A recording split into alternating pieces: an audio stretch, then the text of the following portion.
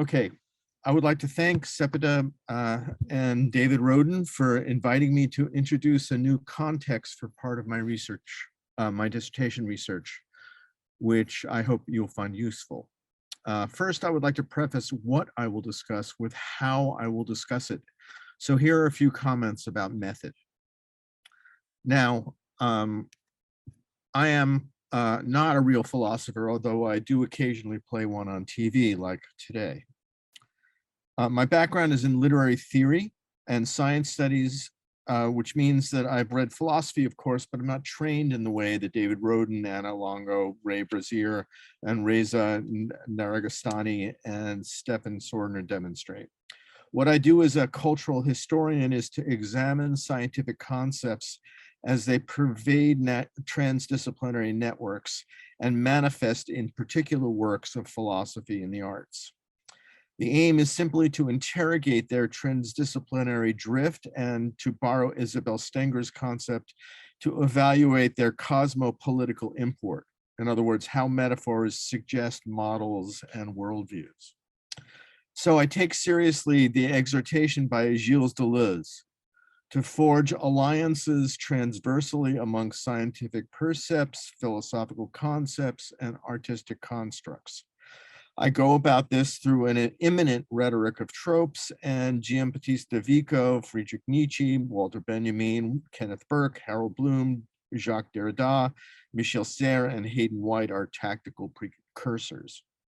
While acknowledging Deleuze's antipathy towards metaphor because of its taint by identity and transcendence, despite his insisting on forging alliances, I've argued that one must have recourse to and can recuperate metaphor and tropes more generally by shifting focus from the representation of things to that of processes in order to explore the implications of how we humans have modeled those processes based on fundamental assumptions.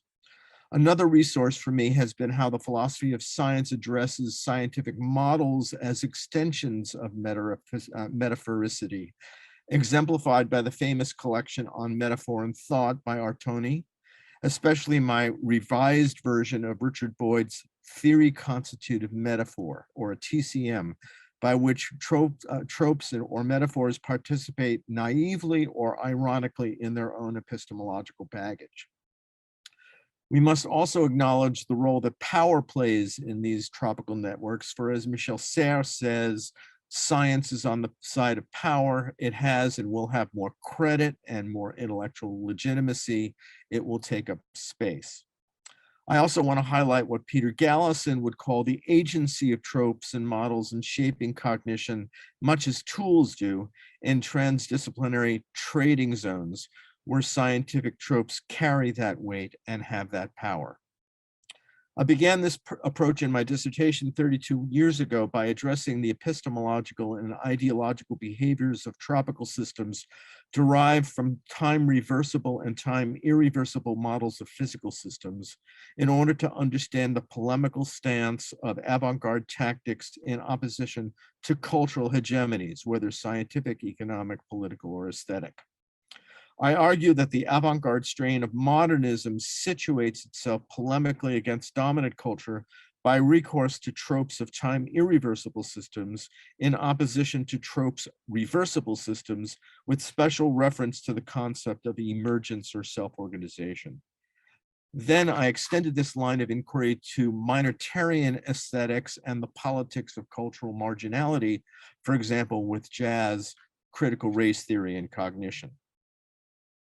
One source for this strain of critical modernism can be found in part in Nietzsche's identification of truth with inertia in Human All Too Human, a feature of dynamical systems modeled by means of reversible systems, addressing, for example, the role of gravity in the solar system or in the behavior of machines. In other words, truth stabilized by the law of least action, so to speak.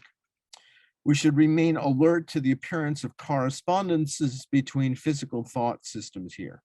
I suggest, for example, that the role of probability in decision-making, as discussed by Anna Longo, was anticipated by the invention of phase space as a geometry of virtual futures mapped by recourse to the mathematics of probability, and may be an inspired construction, such as given the remarkable similarity of the equation for Boltzmann's order principle describing entropy in a closed system in thermodynamics, and Shannon's equation for noise in an information channel. The theme of this series of talks for Foreign Objekt is the role of complexity and probability in the discourses of posthumanism, and these terms refer to this particular moment in the late 19th and early 20th centuries, where the anomalies of irreversible thermodynamic processes, which are both complex and require the mathematics of probability to capture, began to challenge the predominance of precise, reversible, dynamical systems with which the discipline of physics still persists with identifying, and which the deployment of calculus and its extensions in such things as Hamiltonian equations exemplify. The feminist philosopher of science, Isabel Stengers, helped to exfoliate the insight of physicist and chemist Ilya Prigogine, that his Nobel Prize work on the role of irreversible time in self-organizing processes far from equilibrium was part of a much larger challenge to the hegemony of reversible time, challenging that hegemony by decentering physics and its mathematics, by considering that time reversible perspective a form of cognitive bias. Prigogine's work began during World War II in Brussels and is one member of a genealogy of scientists, mathematicians, and philosophers insisting on the need for a mathematics that could account for irreversible time and the evolution, first from order to disorder, and then from disorder to order of physical systems. I'm speaking of Henri Bergson and Bergson's dissertation De Donder, and De Donder's dissertation director, Henri Poincaré, who was Bergson's mentor. The title of Prigogine's monograph, From Being to Becoming, from 1980, was accompanied by a more accessible polemic co-authored with Isabel Stengers, Order Out of Chaos, Man's New Dialogue with Nature. It came out in French in 1979 and in English in 1984. The French edition of which actually contains a large section on Stengers' mentor, Gilles Deleuze. This line of inquiry became addressed more thoroughly in Stengers' masterwork, Cosmopolitics 1 and 2 from 2010 and 2011. Stengers locates the arena for this debate in the factitious, which is a conflation of the word fact and fetish of scientific invention, including both objects and models, from the problematic status of the neutrino, in which the modes of observation hold hostage the cognition of scientists as those scientists attempt to grasp its facticity, which Stengers calls reciprocal capture, to the inherent cognitive bias of Western mathematics towards the reversible model of time. A bias challenged by the intuitionist school in mathematics of Kronecker, Poincaré, Brouwer, and others, beginning in the late 19th century. These competing paradigms of reversible and irreversible time also seem to play a role in the shift from a disembodied computational deterministic model of cognition, exemplified by John von Neumann, from which comes game theory as addressed by Anna Longo, to a contingently emergent model of embodied and inactive cognition exemplified by the work of Francisco Varela and others. So the critique posed by Prigogine and Stengers is a very deep one indeed, which may explain how responses to their work, often measured by both indifference and hostility, one might suggest, are symptomatic of normal science where cognitive biases remain opaque rather than transparent. So let us review some basic concepts.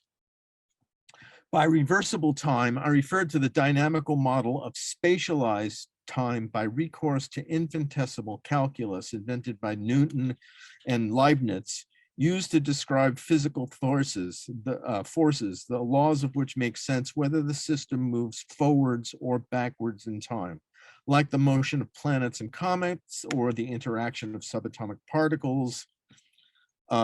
Reversible, deterministic, and precise, these laws became applied with great success from astronomy and weapons ballistics to the design of the reversible mechanics of steam engines controlling the irreversible processes of heat to produce work, which in turn drive the Industrial Revolution. With the power to enable humans to control nature, the reversible model of time exemplified by calculus proves helpless, however, in accounting for or even observing living systems, not to mention the capacity to conceptualize the laws that govern them.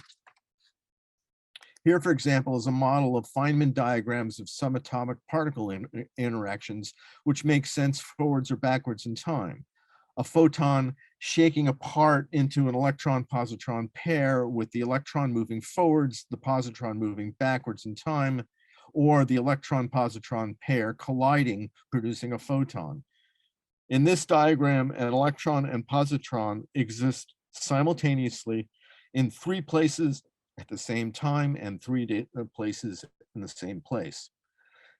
As a good example of my interest in the drift of these metaphors into, for example, the arts, here's a discovery of mine, a time reversible map of the events and the character interactions in Gravity's Rainbow, dealing with both the behavior of nation states and the behavior of individual characters.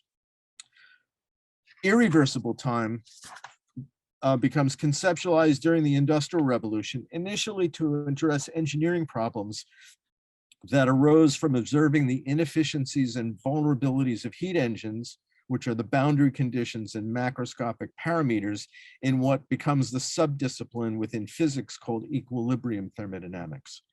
In contrast with the reversible properties of deterministic dynamic systems, the thermodynamic anomaly of contingent irreversible time moves toward the future only. This anomaly, which remains for many scientists a parenthesis in the history of physics, or relegated to the status of a problem of phenomenology for human beings, becomes exemplified by the behaviors of entropic processes like heat dissipation or the oxidation of machinery, with engineers observing that the evolution of these systems actually degrade over time. In other words, the internal combustion engine eventually loses power from the dissipation of heat caused by inefficiency with respect to its boundary conditions or its macroscopic parameters. The engine will no longer generate work. Its mechanisms will break down from friction. The Ferrari will turn into a pile of rust, but that pile of rust can never remember what it's like to be a Ferrari. Contrasting dynamical systems, contingent and irreversible complex processes like heat contained by an engine in a closed system to perform work can only be accounted for by the use of statistical probability. Now, the impossibility of calculus to track by means tracking by means of calculus the distinct trajectories of each of billions of atoms or molecules in a gas or fluid or electrons through conducting metal requires recourse to forms of mathematics and geometry that can compute the probabilities to account for the behavior of the system as a whole. But as Ludwig Boltzmann recognized in his order principle, the irreversibility of entropic processes will not inevitably, but rather move most probably toward greater disorder. The slight possibility for order to emerge toward greater orderliness exists, and this is the portal that Bergson and then Prigogine jumped through. The geometry of phase space proves crucial in being able to visualize applying and then juxtaposing coalitions of mathematical equations from distinct subdivisions in physics and chemistry necessary to account for the role of time in unfolding simultaneous behaviors found in complex systems.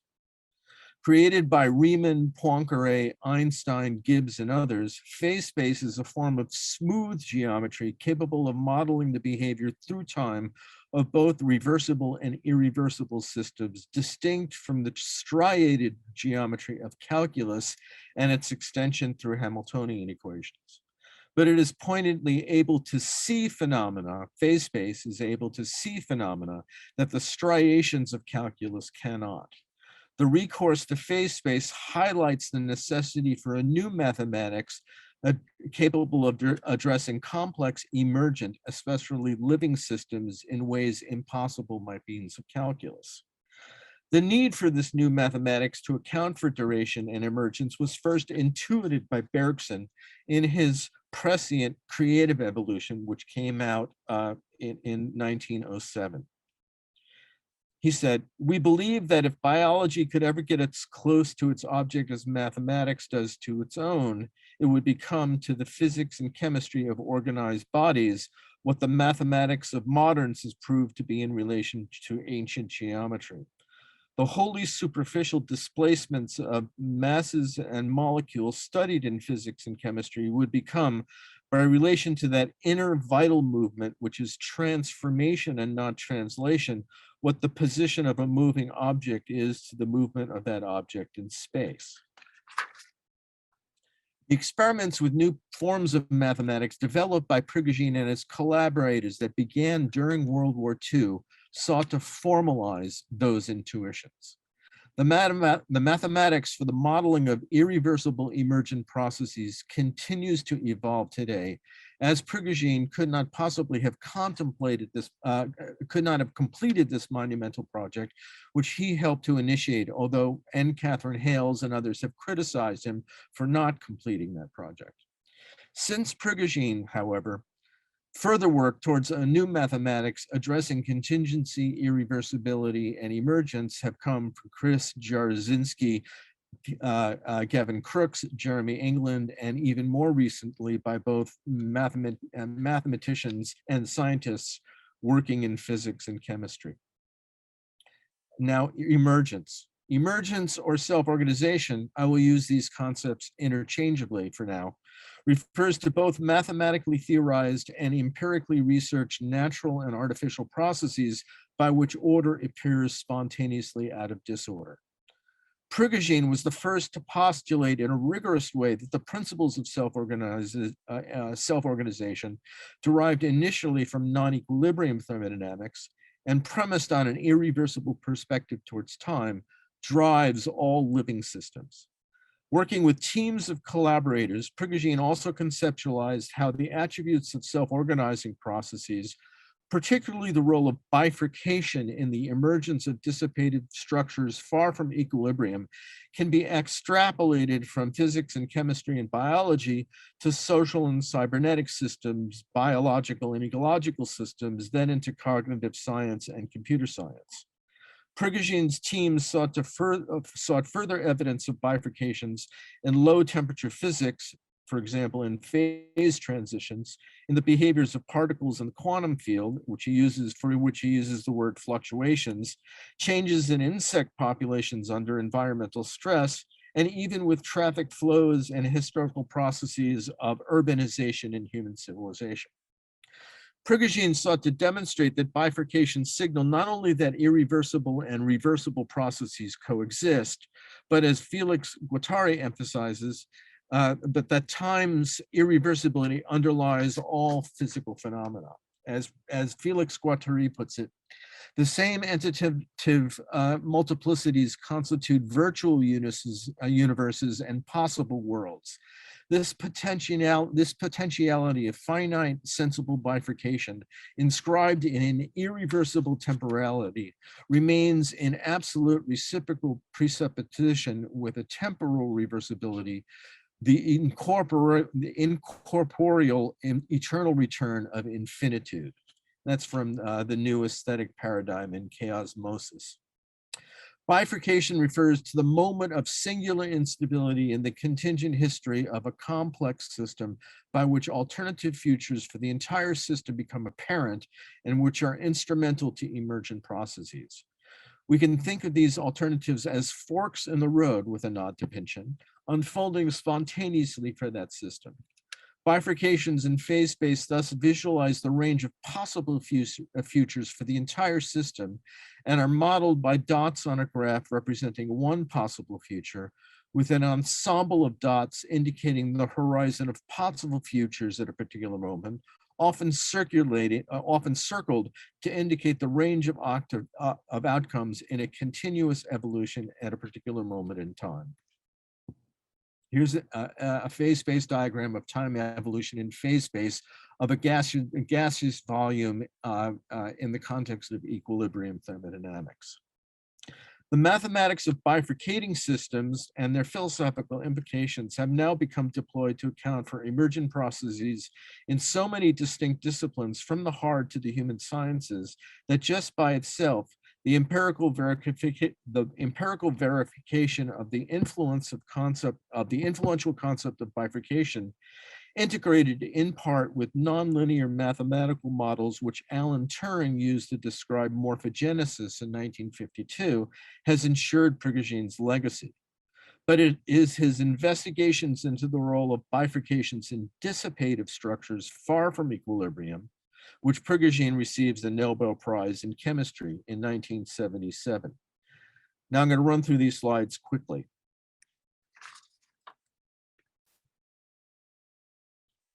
Here's a sample of a simple bifurcation and an example excuse me, I've got to go back a page, to a cascading bifurcations in phase space. Here is an example of the self-organizing dissipative structures in phase space of the Belousov-Zhabotinsky reaction. The empirical discoveries in 1958 and confirmed in 1964 also confirmed the predictions from these equations from Turing and Prigogine. Here's an example of phase space employed in the history of urbanization. Here, the model of the role of chance factors play in producing symmetry, breaking population aggregations and economic growth. Here, for example, is Francisco Varela utilizing phase space diagrams and to plot the cascading bifurcations of a grand mal seizure. Okay, so one part of this polemical transformation requires a foundation challenge to the epistemological stance required a timeless transcendence in mathematics that enabled control of dynamical systems through calculus. In other words, it cuts the ground out from under the being of Pythagoras and the transcendent observer in calculus, and of course, the subject-object duality of Descartes. It turns out that these two grand narratives, from being to becoming and from duality to univocality, seems to inform a number of discourses of posthumanism.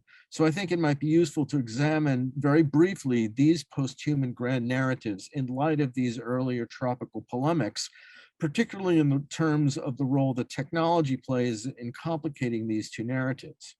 Here I will refer briefly to the work of David Roden and Stefan Sorgner. I am putting aside for the moment reflections on the significance of Patricia McCormick's powerful and fearless extinction thesis, which really deserves separate treatment. And I encourage you all to dip into her work, which is only now unfolding with a book just recently released, and another one coming very soon. So now I'd like to talk about Roden, Sorgner, and technology, post-human grand narratives. And this is just going to be brief. Despite the slight differences in their classifications of post-human philosophizing, David Roden and Stefan Sorgner diverge when Sorgner seems to identify two grand narratives informing the role of technology in the shift from humanism to post or meta-humanism, from being to becoming, and from subject-object dualism to univocality or hybridity or disconnection. And I suggest looking at chapter 3 in his recent Philosophy of Post-Human Art for his discussion of grand narratives. David Roden's fictional speculations in Snuff Memories, on the other hand, in my mind, hilariously envision a post-human future without either. And my talk through Foreign Objekt is available online. Actually, one can conceive of permutations of these two narratives, such as imagining a disembodied machine intelligence, or even a hybrid fusion of subjective bio and objective machine intelligence capable of becoming, here meaning self-organization. As early as the 1970s, the theorization of John Holland in his Adaptation in Natural and Artificial Systems, as well as Winograd and Flores' Maturana and Varela-inspired Understanding Computers and Cognition, as well as the development of the emergent behavior of parallel processing computers distinct from top-down control characterizing mainframe computers, and Rodney Brooks's bottom-up architecture of insect robots capable of learning in real time exemplify these possibilities. One grad narrative that requires further conceptualization, however, is that from embodiment to disembodied. From embodiment to disembodiment, an onto-theological narrative characterized by hatred for the body, by which the conversion of machinery to replace human labor, or even human desire, and here I would point to Duchamp's hilarious spatula apparatus separated from the bride like a steam engine from cold and hot gas, serves an illustration. The recent attention paid to the concept of the singularity as a disconnection thesis might therefore be understood as a kind of Greco-Christian wet dream. Here I'm mixing my metaphors, of course, but it's a throwaway line. This talk creates a context for these two grand narratives by demonstrating how central they were to the avant-garde strain of high modernism in the works and writings of Henri Robert Marcel Duchamp. We can locate Duchamp's sources for these narratives in the mathematics of Henri Poincaré and the philosophy of Henri Bergson, both of whom he read carefully. These competing paradigms also seem to play a role in the shift from a disembodied computational deterministic model of cognition, exemplified by the work of polymath John von Neumann, to a contingently emergent model of embodied and inactive cognition, exemplified by the work of Francisco and others, who look back to Maurice Merleau-Ponty as a godfather, who in turn owes much to Henri Bergson and Edmund Husserl, something not often acknowledged by a phenomenology dominated by Heidegger's being dominating time. I will frame how Bergson's work Creative Evolution from 1907 informs Poincaré's essay on mathematical discovery from 1908, which in turn proves central to Duchamp's pre-World War I writings in green box notes to large glass, roughly 1912 to 1917, that eventually inform his posthumous masterwork, Being Given, 1, The Waterfall, 2, The Illuminating Gas. Originally in French, it's étant donné, which is usually translated given, but actually I'm suggesting we need to literalize that to being given. I will conclude by addressing how Duchamp defines art as a creative act, an event generated by a charged field between object and onlooker, as he says, involving the distinct cognitive processes of, quote, delay and exposure, and how Duchamp's chess treatise on the endgame, Opposition and Sister Squares Reconciled from 1932, can be read as an allegory of emergent distributed aesthetic cognition, as an augury of immanence, whether mediated by technology or no, and thus hinting at a narrative evolving from duality to univocality. So now Duchamp in light of the emergence revolution of the 1960s. Marcel Duchamp's work, Étant donné, foregrounds the revolution of emergence, which took hold in science, philosophy, and the arts in the 1960s.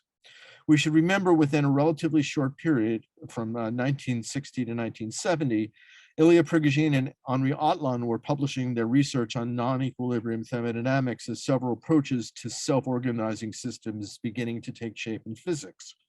The work in second order cybernetics by von Forster or Gordon Pask, Gregory Peterson, Umberto Maturana, Ludwig Bertalanffy, and others helped stake out a general systems theory, postulating in part an analogous relationship between the negentropy of non-equilibrium thermodynamics, a term from, now I'm blanking on his name. I'm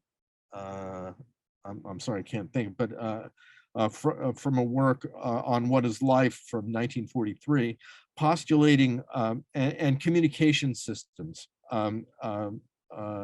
exemplified by Shannon and Wiener. This led eventually to a major shift in the paradigm of computation, as well as transforming our understanding of social systems.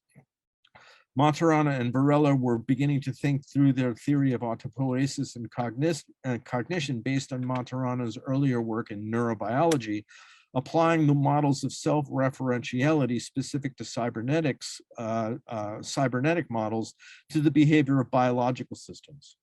Jazz performers were experimenting with polytonal, polyrhythmic polyphony as an emergent, embodied, and distributed process without a top-down central compositional roadmap. Gilles Deleuze publishes Difference and Repetition, which explores the cognitive, conceptual, and social significances of the distinction between differentiation and differentiation, corresponding respectively to the being of reversible duration and the becoming of irreversible duration, linked initially to classical and quantum dynamics on the one hand, and equilibrium and non-equilibrium thermodynamics on the other, as models of the world.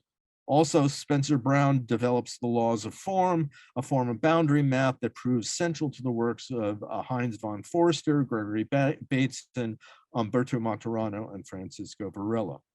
This is the context for Duchamp revealing posthumously a work of art called Étant donné, whose English translation means literally being given, one, the waterfall, two, the illuminating gas. I would like to examine Duchamp's masterwork because it speaks to how Marcel Duchamp's own theory of creativity incorporates the observer's reception of an artist's work in the famous passage from the creative work, the creative act, excuse me. Perhaps it is only when spectators called art historians fully comprehend just how intimately great art interrogates the science and strange attractor state of fame, obscurity, and rehabilitation justly stabilizes. As we will see, for Duchamp, art and its reception becomes defined as an emergent, distributed cognitive event propagating through time. Étant donné, being given, one, the waterfall, the illuminating gas, sorry. When the assemblage Étant donné appeared in the Duchamp collection of the Philadelphia Museum of Art after Duchamp's death in 1968, it seemed to violate many of the conceptual postures adopted by Duchamp over a lifetime, including that of meta-irony. One walks to the right rear of the room, holding the Duchamp, which holds the Duchamp collection, and enters a darkened doorway that funnels art patrons to the left towards a medieval door through which ambient light streams through chinks in the door. One walks up to a chink in the door at eye level and peers at a perplexing yet scandalous scene with two main objects vying for the attention of the viewer. One, a fake backlighted waterfall. Two, a lit glass lamp held by the outstretched hand of a three, partially dismembered torso of a woman made of a frame and pigskin, whose splayed legs reveal the entrance to the womb. And finally, four, the subject position of the art patron now confronting the condition of self-consciousness and stumbling into an act of voyeurism that violates cultural mores. Notice the incorporation of the cognition of the subject into the object art in a way very different from the famous work Las Meninas by Velázquez. Over 20 years in the making, while Duchamp pretended to be retired, just an idle breather, as he says, but unveiled only posthumously, Étant donné has as its physical foundation an altered chessboard floor with intersecting geometries implying n dimensions represented in a two-dimensional field. Upon this being given to literalize étant donné, Duchamp carefully constructed a tableau composed of a landscape, geological features, objects, and an ambiguous partial female figure that comprises a series of 4 icons of processes of becoming associated with a new paradigm of emergence or self-organization: irreversibility, complexity, morphogenesis, and self-referentiality. Now, given Duchamp's notorious reputation as a meta-ironical debunker of both affirmation and denial, it is startling when one recognizes the 4 fundamental concepts of emergence onto the scene. The irreversible nature of the flow of the waterfall, the complex thermodynamic processes at work enabling the illumination of the gas lamp, the womb in which the site of gestation and thus morphogenesis, and 4, the interior feedback looping exemplified by the alternating titillation and revulsion generated by the conflicted self-conscious art patron. Irreversible time, complex entropic processes, bifurcation individual at the level of cells and organs, and systemic self-referentiality, which unite around an intimate connection between creativity and life. All are highlighted by the scientists and philosophers exemplifying Duchamp's epoch. Yet, a problem emerges with a simplistic reading of the iconography of this work. If one is to believe the chronology presented by Michel Senouet's Salt Cellar collection of Duchamp's writings, these particular references from the green box notes for large glass, where Duchamp lays out the principles for étant donné, seem to date to before World War II, or at least during its initial stages before he left for New York City. And here I'm going to read the passage. Given first the waterfall, 2, the illuminating gas, we shall determine the conditions for the instantaneous state of rest or allegorical appearance of a succession of a group of various facts seeming to necessitate each other under certain laws in order to isolate the sign of the accordance between the state of rest capable of all innumerable eccentricities and on the other a choice of possibilities authorized by these laws and also determining them. For the state of instantaneous rest, bring in the term extra rapid.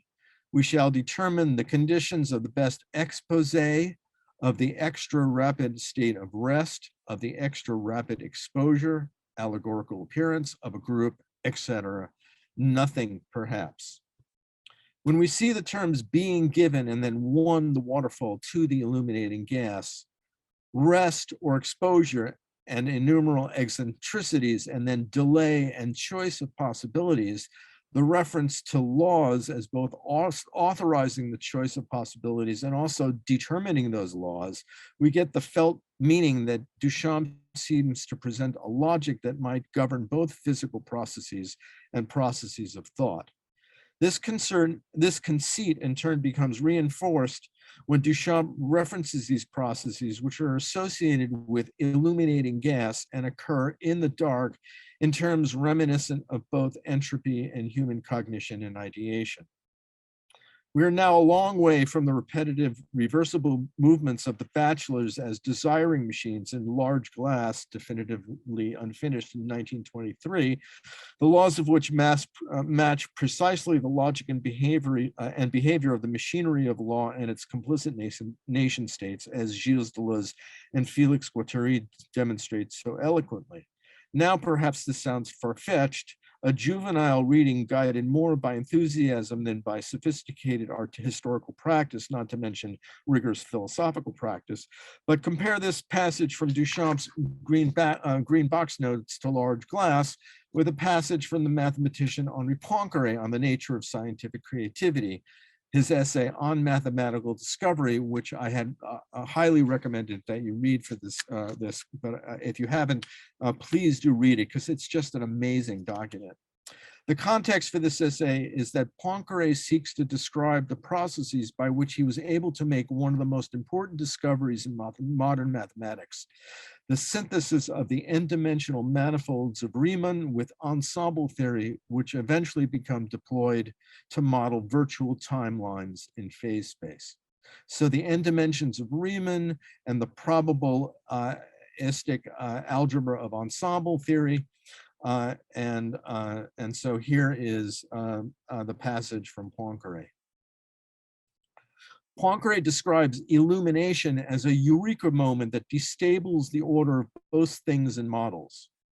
Thoughts are like, as he says, Democritus's atoms attached to walls, and then, quote, during a period of apparent repose, but of unconscious work, some of the atoms are detached from the wall and set in motion.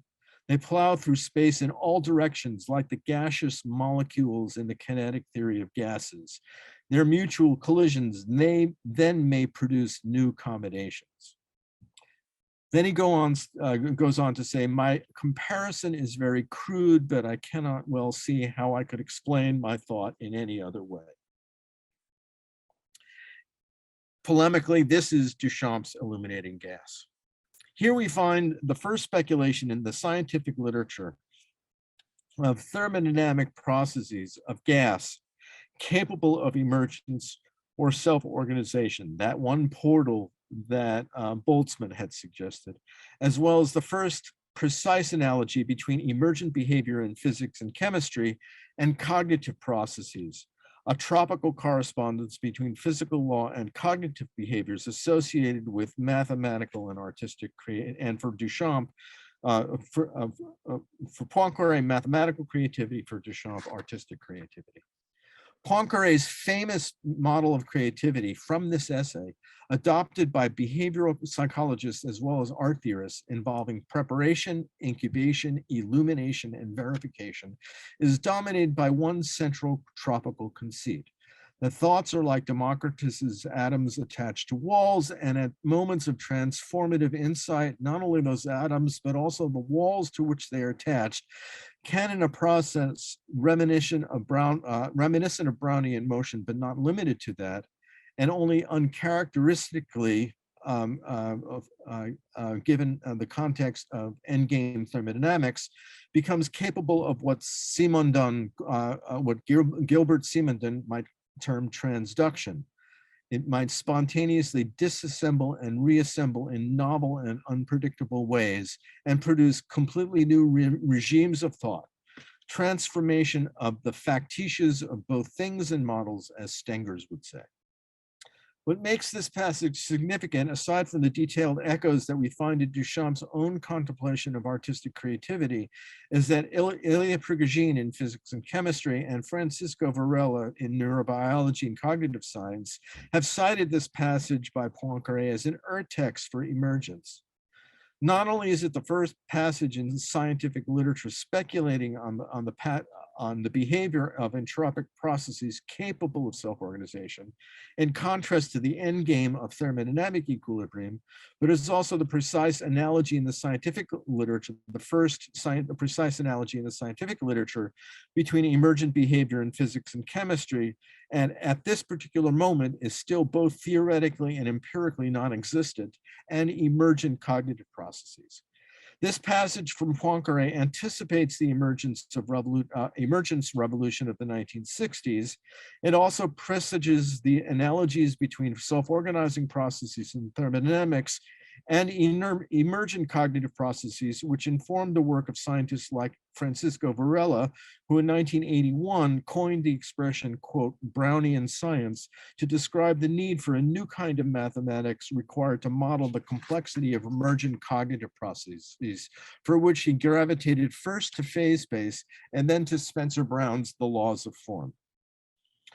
Furthermore, the synthesis of two branches of mathematics Poincaré refers to in On Mathematical Discovery leads directly to the work by Gibbs and Einstein to invent and then to apply the n dimensions of phase space diagrams to model complex processes found initially in the field of equilibrium thermodynamics and then central to an understanding of emergent processes in physics, such as bifurcation.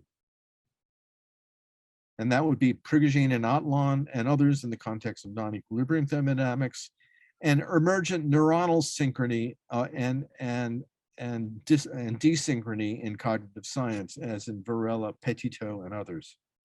Phase space helped Varela model the Brownian science of cognition he sought, as, for example, his deployment to illustrate the cascade effect of grand mal seizures. But the student was also able to teach the teacher. So let us examine where Poincaré found inspiration in Henri Bergson's theory of durée, mémoire, and élan vital, which many of you may be familiar. Okay, so now Bergson. Born in Paris to British and Polish Hasidic Jewish parents, Henri Bergson was an exceptional student demonstrating precocious mastery of biology, psychology, philosophy, and mathematics, especially mathematics. Bergson won the French National Prize in Mathematics in 1877 while still a lycée student, which brought him into prominence and led to a meeting and then a lifelong relationship with the great mathematician Henri Poincaré, the eventual PhD supervisor of Prigogine's dissertation director, de Donder, at the Free University of Brussels. Bergson earned his PhD in 1888. He wrote his major and minor doctoral theses. The first asserts a primacy of irreversible time in Time and Free Will, Essai sur les données immédiates de la conscience. Pardon my French, please. The second thesis in Latin, and I'm sorry, I can't even order meals in a restaurant in Latin. So I'll just say Aristotle's conception of place is a historical critique of the spatialization of time. In an ironic twist, Heidegger cites the second thesis in Being and Time, using it to justify his claim that Bergson's view of time remains within the horizon of Greek and therefore Platonic metaphysics, while appropriating many of Bergson's post-Kantian insights into the nature of duration for his own. And this is perhaps the classic example of a three-card Monty citation. Bergson's publishing career began with a book on Lucretius, who, if you are aware, followed Democritus and developed a theory of the swerve, and then in a series of books critiquing the philosophical and psychological distinction between time and duration in Herbert Spencer and Immanuel Kant in Time and Free Will, which was his original dissertation, and then extending from philosophy and psychology to scientific inquiry and biology by critiquing the mechanical and teleological interpretations of Darwin's mechanistic and Lamarck's teleological theories of evolution in Matter and Memory. In Creative Evolution, published the year before Science and Method, Bergson formulates a cosmic theory of emergence that applies to both the natural world and to human thinking and institutions, with reference to 19th century speculations about a biology of knowledge, while continuing to make visible and challenge the so-called natural assumptions of spatializing time, underlying clocks and calculus that structure the psychological, social, economic, and political order of the Industrial Revolution. In Two Sources of Morality and Religion, Bergson extends this theory of creative evolution into analysis of the relationship between religion and culture by contrasting the orthodox and defensive nature of closed systems and the heterodox and mystical nature of open systems, reminding everyone that systems theory, speculating on the relationship between open and closed systems, really doesn't come into mainstream thought until the 1960s. But underlining the systematic building of an emergent view of creative intelligence involving durée, mémoire, and élan vital, from physiochemical systems to biology, and then from biology to realms of human intelligence and social organization, lies a pointed critique of the assumption that time is merely an abstract function spatialized in geometry, which obscures the embodied reality of lived duration. For Bergson, there are psychological and social costs to this disembodiment of human cognition from lived duration by superimposing spatialized time onto it.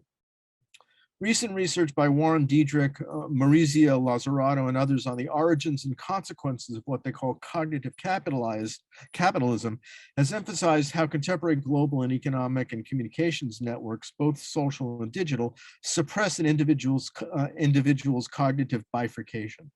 And that's the term that they use, a top-down suppression from the noological, which is from Lazzarato, to the neurological, which is from Niedick.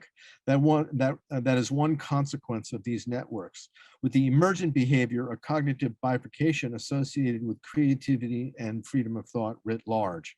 And here I would just mention, it's the only time I'll mention jazz, is I have an essay on bifurcation and cognitive capitalism and phase space with respect to jazz improvisation called The Gift of Silence, which you can find on my website. But Bergson got there first. We find one origin for just such a critique of cognition altered by the Industrial Revolution by his insistence of a direct link between the hegemony of reversible nature of spatialized time associated with clock time and calculus over engineering economic and social and political systems, as well as cognition through clock time and calculus, and the assumptions behind that grounding in the descriptions of the human cognition by Immanuel Kant, which was shaped by Newton and Leibniz.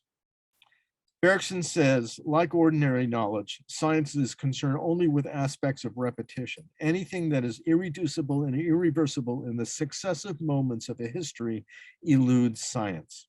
Here we note his attempt to expand the purview of science and philosophy as they were currently constituted. But to succeed in that expansion, Bergson finds that he must, quote, do violence to the mind to go counter to the bent of the intellect. But that is just the function of philosophy, he says. Rather than demonstrate hostility to science, Bergson seeks to make visible what has happened to human thought and social organization since the Industrial Revolution, with its pervasive social and cognitive organization by means of machinery.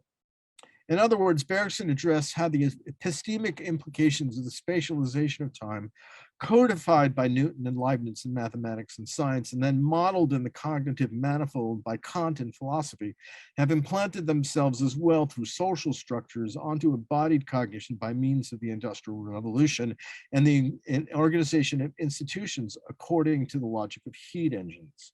There have been costs from this superimposition.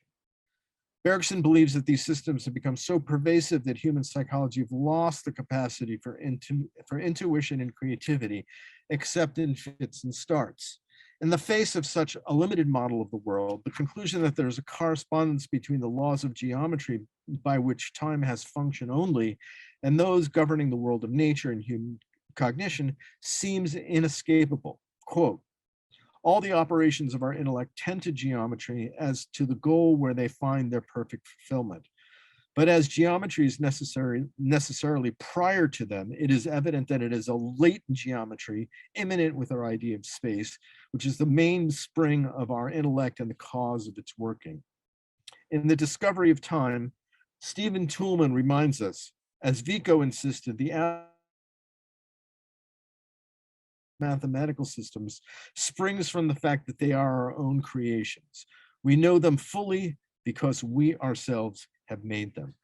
We can remind ourselves here as well that some 68 years after Vico, the Romantic poet William Blake said in The Marriage of Heaven and Hell, about 1793, the same thing about our gods and our theologies.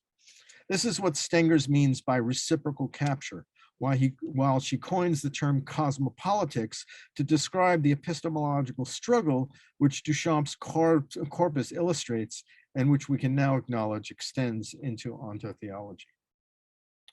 Bergson uses the term immanence here ironically. Immanence is not natural, but the time-space geometry of calculus superimposed upon human cognition by the assumption of a mechanical deterministic worldview, which then constrains through habit the reach of human cognition and the expression of its creativity.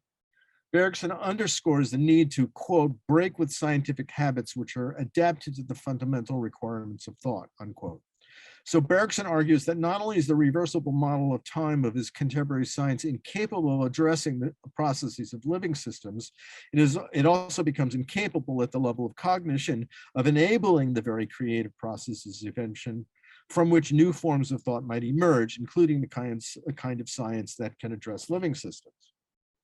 Furthermore, it cannot make its own ontological assumptions visible to itself. He challenges these assumptions in a way that builds on the critique of Kant by Solomon Maimon that objects of intuition, things and ideas are not only created in the mind, but the spatial temporal order structuring those relationships among those objects through induction and deduction is created there as well. In other words, the factitious of things and models. Maimon's achievement anticipates the critique of geometry as not natural but socially constructed. By Henri Poincaré in Mathematics in his famous essay on the origins of geometry from 1899, as well as by Bergson in his secondary thesis on space critiquing Aristotle, and Husserl, who also wrote a book on the origins of geometry. It places into perspective the mathematician Leopold Kroneker's attempt to create a generative model for mathematics as a category of cognitive objects within the manifold, distinct from things and ideas, a whole new system based on a true origin of geometry. Excuse me, let me take a drink.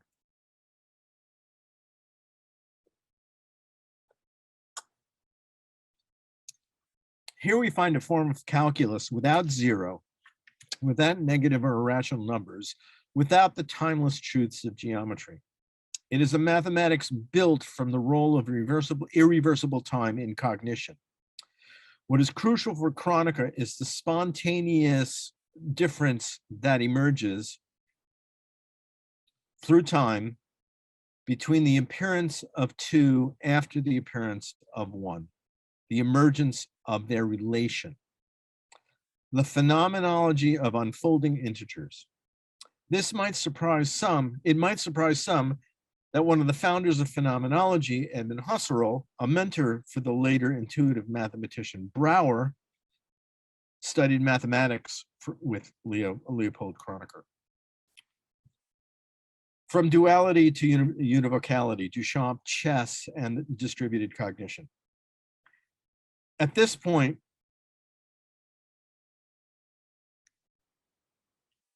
we should remember that chess captures the reversible perspective of being by building into its ritual the timeless contemplation of possible alternative futures into its ritual, as opposed to the spontaneous processing of those futures in jazz improvisation, for example.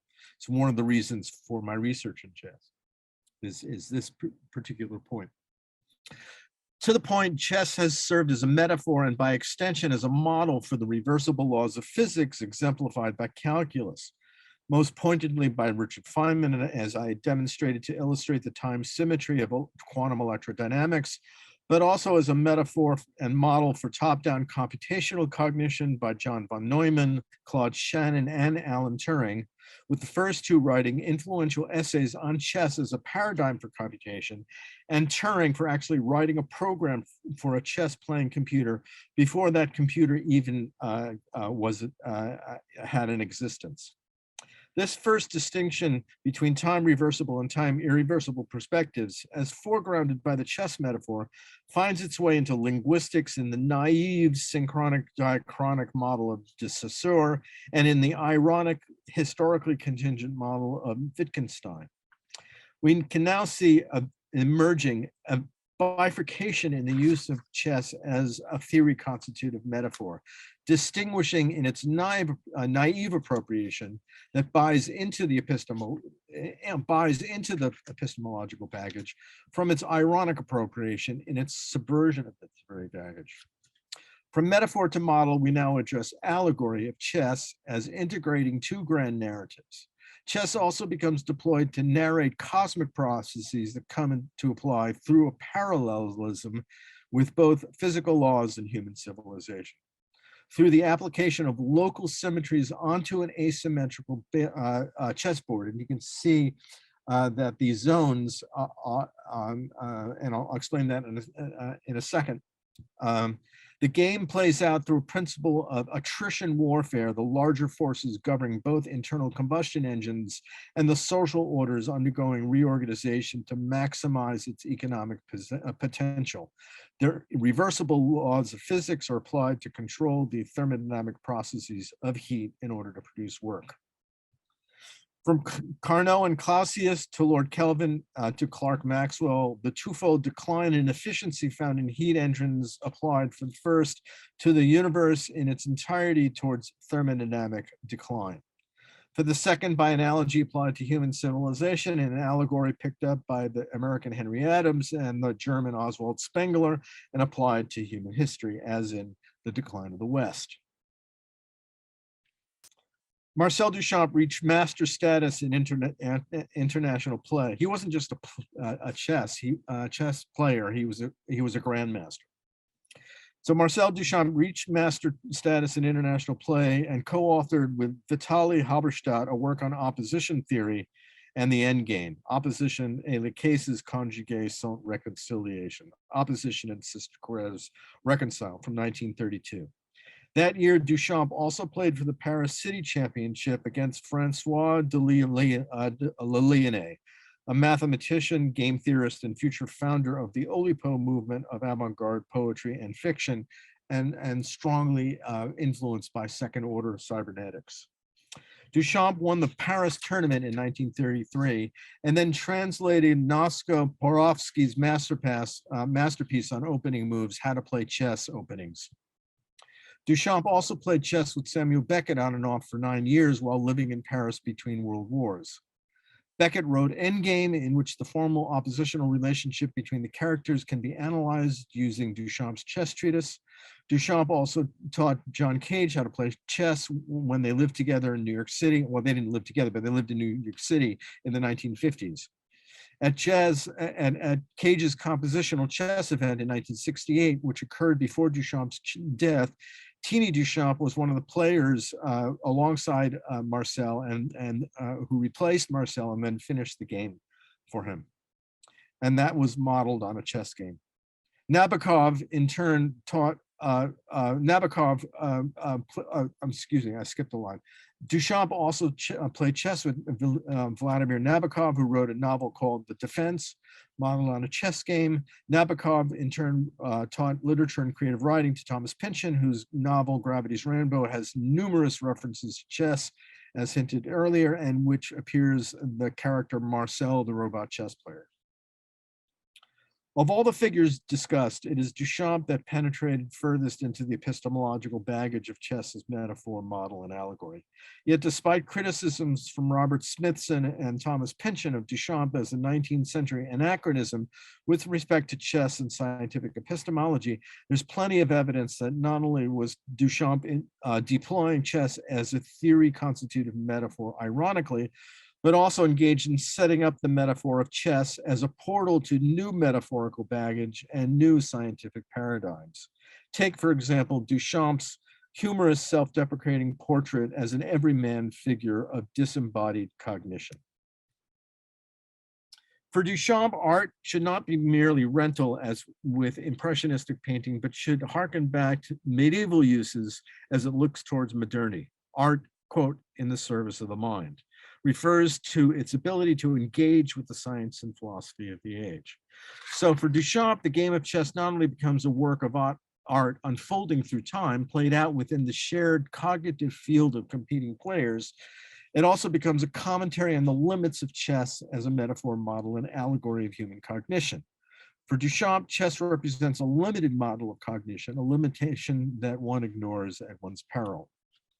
In Duchamp's chess treatise, the term opposition associated with a standoff between kings has a synonym in the term equilibrium.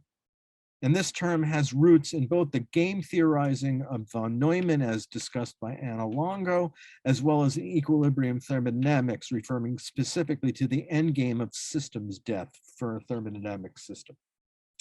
The aim of the chess treatise is to reestablish equilibrium between the kings in their opposition after any move, which involves the complex form of folding and then inverting the sections of the chessboard so that the kings seem to emerge out of the same square, opposition and sister squares reconciled. So given the asymmetry of the chessboard, 64 squares, 8 squares on a side, the chess player manipulates a small symmetrical section of the board surrounding a king so that it is enfolded and then so it is folded and then inverted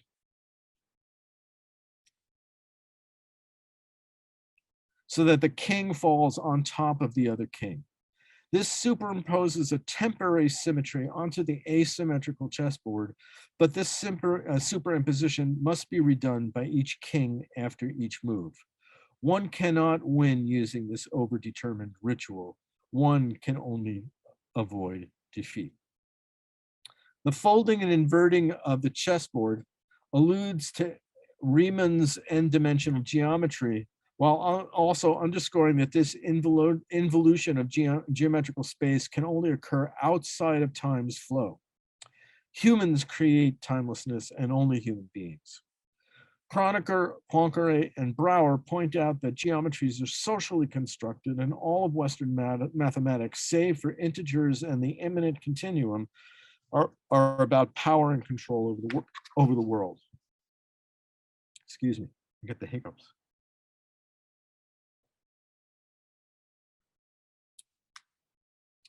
In this sense, time is suspended between moves, and in this ritual timeless realm, the powers of memory that chess players use to map the possible futures is astounding. And in On-Mathematical Discovery, Poincaré argues it's actually superior to mathematicians. He actually talks about it in this essay.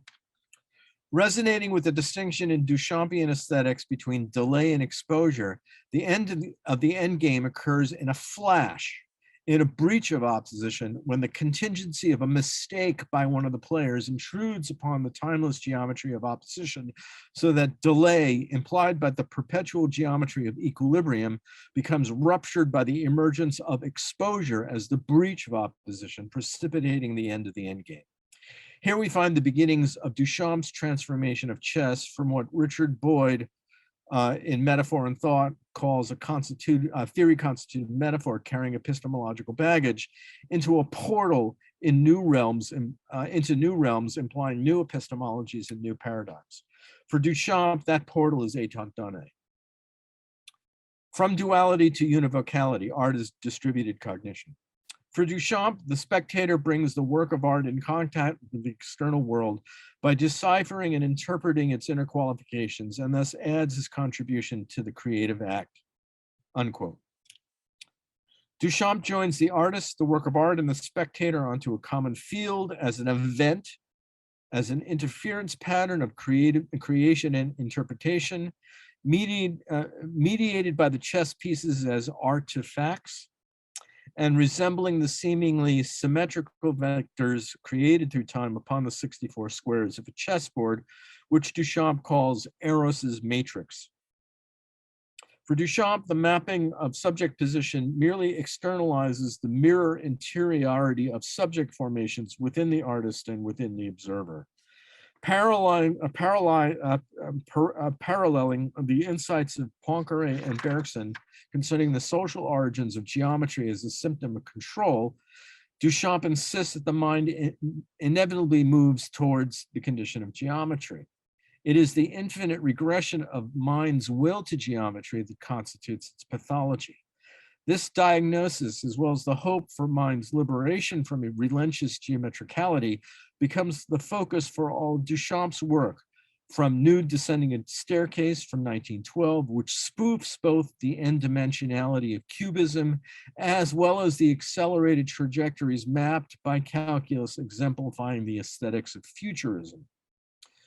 We have mentioned briefly how opposition and les cases conjugués sont réconciliés, opposition and sister squares reconciled, delineates the rules governing the avoidance patterns of the two kings seeking opposition or equilibrium, so that what goes on in the minds of the players is more important than what's actually on the board. Breach of opposition refers to the disruption of that regal equilibrium, a moment of positional disadvantage due to a miscalculation that precipitates the end of the endgame, a moment that both kings avoid at all costs. Duchamp's chess treatise can thus be read as a rhetoric of the aporia, So that breach of opposition corresponds to the charged moment that Duchamp calls in the green box to large glass exposure. The aporia serves as a portal which triggers mirror interiority within the mind of the observer. It pivots the destabilized dimensions of verbal and visual structures, a chaotic vortex triggered by the avant-garde event, which Deleuze would call a shock to thought as a fundamental encounter, and what Poincaré calls a moment of illumination. This force field, which Duchamp calls delay, and which he judges to be both intoxicating and habit-forming, resembles the vectors created through time upon the 64 squares of the chessboard. A game between artist and onlooker, or a drug, as I said before. Duchamp describes the laws governing this field of force with pataphysical pseudo-mathematical precision, and they help to conceptualize the charged moment of exposure, which ends the endgame of art in the terrorizing avant-garde event. Occurring as an infinite regression of mirror interiorities, this event short-circuits the force field formed by the complicity between artist and observer. A more refined sense of Duchamp's concept of delay comes from his preface to Green Box Notes, which we've already seen, in which he juxtaposes delay with the concept of exposure. Prefaced by what would become the title of Étant donné, this passage dissolves one opposition, that of art and interpretation, and creates another. On the one hand, we have the instantaneous state of rest or allegorical appearance, which is, quote, capable of all the innumerable eccentricities, unquote, indicating a liberating moment from undetermined cognitive flows experienced as pure contingency. On the other hand, we have terms of succession, various facts, choice of possibilities, which collectively indicate a superimposition of spatial and temporal difference upon cognitive processes, responding to the world habitually by experiencing the flow of duration as a series of still frames, mathematically through calculus, conceptually through schematic forms, musically through staves, bars, and time signatures, or artistically through a single lens, reflex, or motion picture camera. The pun on exposure and expose signifies a momentary and surreptitious flash and a scandalous revealing in the journalistic sense, evoking the subject position of the art patron reviewing the Étant donné, viewing Étant donné. It thus provides within itself the difference between the moment of exposure to the pure apprehension of duration stripped of regimes of reciprocal capture, and the conceptualizing of the moment, which also serves to defer the moment in the process of conceptualizing, while titillating our interest as voyeurs in it as well. Furthermore, the passage addresses equivocally what may be the essence or function of the accordance between of exposure itself as a potentially infinite mirror interiority. Is it an allegorical appearance? The bride basically is a motor, but before being a motor which transmits her timid power, she is this very timid power. And here, I don't have to, I had to eliminate this part, but I go into a whole thing on cross-dressing and the photograph by Man Ray of Marcel Duchamp in drag. In other words, is exposure made possible by a double invagination, simply a hieroglyph that could be called a transcendental signifier, a sign of the accordance between, or is it nothing perhaps, or a reminder of being's fiction by demonstrating its crystalline impossibility in the contingent world of irreversible duration? Or is it perhaps it represents the end of the tyranny of being as the necessary premise for all geometric constructs in the pure contingency of becoming, liberated by the disruption of the mechanisms of signification which constitutes the terror of the avant-garde event. And here I might mention Arakawa and Gin's famous work before their architecture called The Mechanism of Meaning. All this toying with opposition suggests an infinite regression, a mirror interiority exemplified by the capacity of reversible properties of calculus to spatialize time into an infinite number of points on a trajectory, or by the capacity of n-dimensional geometry to generate an infinite regression of interior spatiality outside of time in much the same way. Quote, the pendu femelle, Duchamp and drag, is the form in ordinate perspective of a pendu femelle for which one could perhaps try to discover the true form. This comes from the fact that any form is the perspective of another form according to a certain vanishing point and a certain distance. Thus, we find cognitive correlate in the way that Duchamp represents the mind constructing thinking spaces as a series of involuted frames, potentially in infinite regression, in order to stave off the doom of the subject's dismantling in order to delay exposure. In a permutation on the given passage that immediately follows, Duchamp adds, given, if given in the dark, repeating in the dark close to a reference for the illuminating gas, or clouds of signification surrounding the artifact at the moment of exposure, here he seems to insist on the interior and contingent nature of the condition of exposure in its relationship to the succession or the cognitive tactics of delay. It must take place within the individual mind in solitude. But while the concept we has in effect has no being except as an arbitrary subcategory within delay itself, yet paradoxically, the we can only manifest in terms of embodied and distributed consciousnesses. The dispersed plenitude of the I between the art and the fact reverberates in a sophisticated way with complex systems, the implications of which were anticipated by Poincare and Bears. So let me end that and there, and let you all give a big sigh of relief and maybe take a break, and I'll be happy to begin a discussion. Now, how do I shut this off?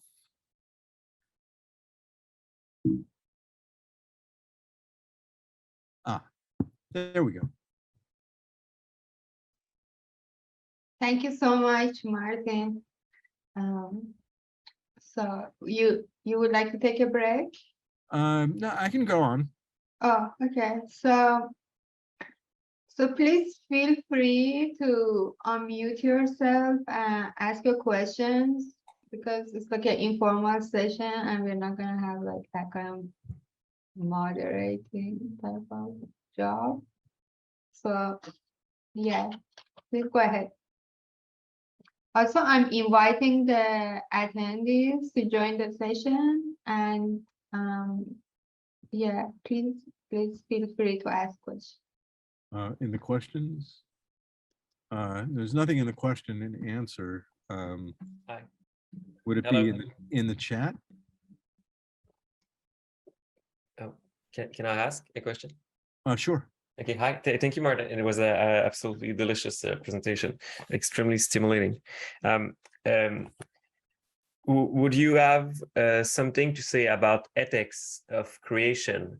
Let's say we presuppose this permutating chess game in time, and this absolutely radical freedom to undergo transformation with the proposal at the start of the presentation in the irreversible time of creativity deployment.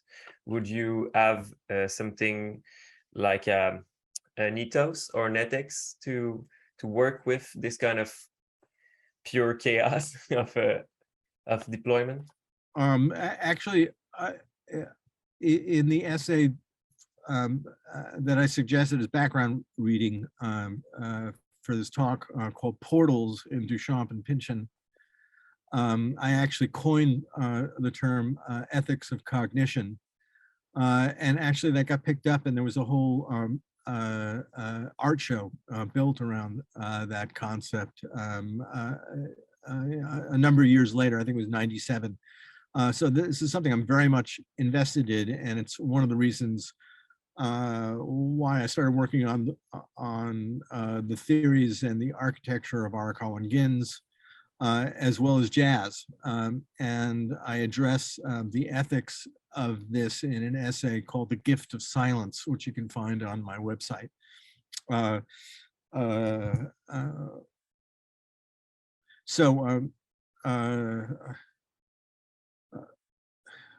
Okay. I mean, I could go. Yeah, please.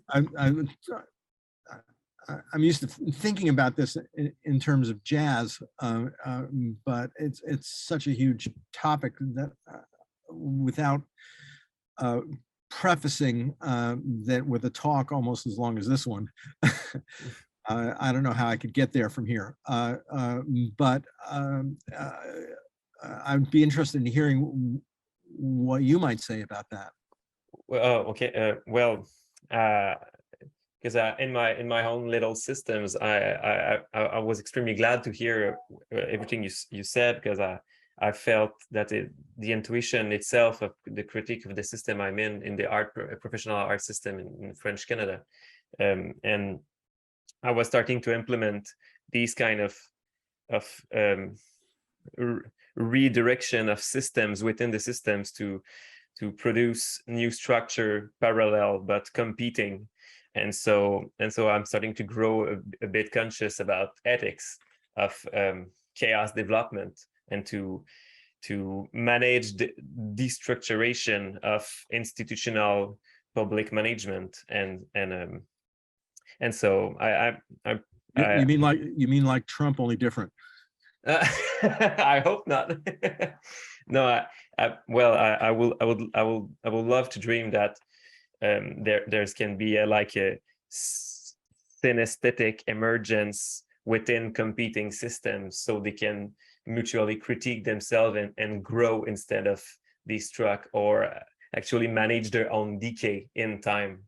It seems that the knowledge of death is still not inherent to these systems, like the generational shift. And so when a generation change, it does not so much produce any kind of cyclic structure to change the artistic ethos. And so if we got this kind of chess game going on, we could induce pre-programmation of the switching of the board plate of the board game. And so but yes, like what Deleuze and Guattari talk about in their shift from chess to go. Oh man, it might be. I haven't read that one, but yeah. Early on, I did a kind of Derridian reading of these tropes in Freud and Deleuze, and there the essay is Dynamic and Thermodynamic Tropes of the Subject in Freud and Deleuze, and there I talk about the difference between chess and Go, and that was also in my dissertation. I think it's a very powerful, illuminating passage in Deleuze. Okay, I'm noting. Thank you.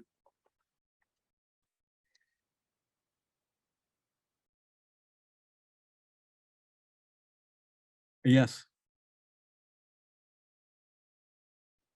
Ida? Hi, yeah, so great talk. Thank you so much. I did have a question about probability in science. That was really interesting because in terms of probability, you're analyzing data and you're making sense of that data in terms of the mean. And you never get to the true population mean. So when we're talking about science and laws, are you trying to say that we're not really moving towards a theory of truth, but instead just sort of trying to make sense of a set of data that we're given and accommodating or interpreting in that way? And then I have a follow-up question to that. Well, I'd say the first rather than the second. If you remember, I started off the talk with reference to the beginning of this kind of imminent critique of scientific epistemology, when Nietzsche says that truth is inertia. In other words, there is no probability with truth. So that makes sense. It does actually make sense. because Nietzsche actually talks a lot about logic and symbolic figures, but that they need to be interpreted. And it's not that logic doesn't exist, but that it's actually funneled through some type of interpretation.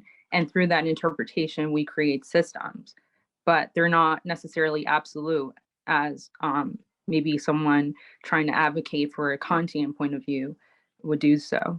But I did want to ask you about duration, emergence, and pataphysical philosophy. So, for example, in music, the duration of sound can be tweaked, right? You can be in 4/4 time, and in one bar, you can make, for example, the second note longer than the first to create a different type of interpretation in terms of the sound. Now, would that lead to a sort of emergence of what a new type of interpretation that you're trying to convey? Here's where music might really be helpful.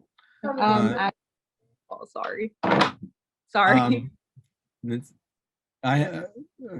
My dog will do the same, so interrupt and find their way into the conversation. In my first piece on jazz and cognition, which came out in 2010, I talk about the calculus of music notation. And the fact is that modern musical notation emerges at the same time that calculus did. Mm-hmm. And Palestrina is one figure where these two very different regimes come together. And Cage actually disrupts the system where he actually deploys phase space diagrams and uses them for orchestral scores. Completely changing the paradigm and blurring the boundary between music and noise. And implicitly arguing that music is an emergent property caused simply by the shuffling of papers and the shifting of feet and coughing and so forth during 4 minutes and 22 seconds. Jazz, on the other hand, is very different in the sense that while Stravinsky, for example, in L'Histoire du Soldat, will compose a piece of music where time signatures change every bar or two. Mm-hmm. Yeah. To what we find really beginning with bebop, which is that there are layers of rhythms existing simultaneously, which is what they call polyrhythms. And I argue that beginning with bebop, the properties, the principles of emergent properties seem to apply because the principle of bifurcation can be shown even in music notation and made visible even in music notation with melody, with harmony, with harmonic rhythm, and with percussive rhythm. And I argue that it is jazz musicians more than anyone that have cultivated a science of cognitive bifurcation, that it's part of their training.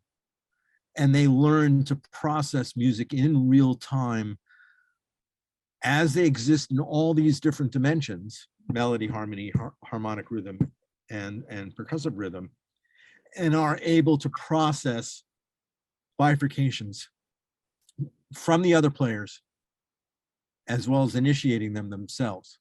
And they can do this beneath the threshold of conscious awareness. And they deliberately cultivate this. Well, so you see that too in J.S. Bach's music as well.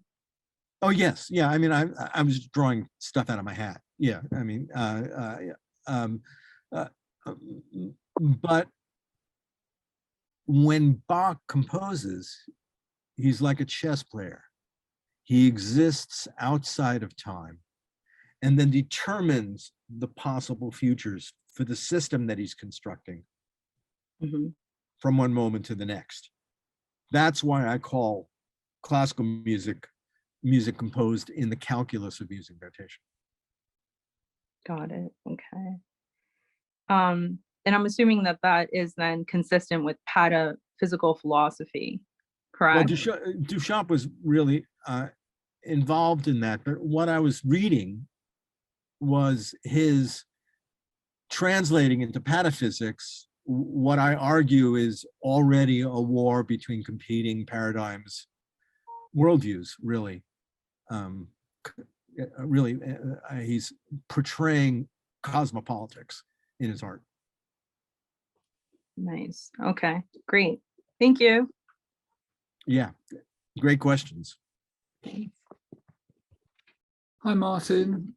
Great talk. Thank you. I was just wondering if we could sort of zero back, and I wanted to understand more about how this sort of irreversible time plays out in Étant donné, particularly. You talk about, interestingly, about the role of reflection, I think,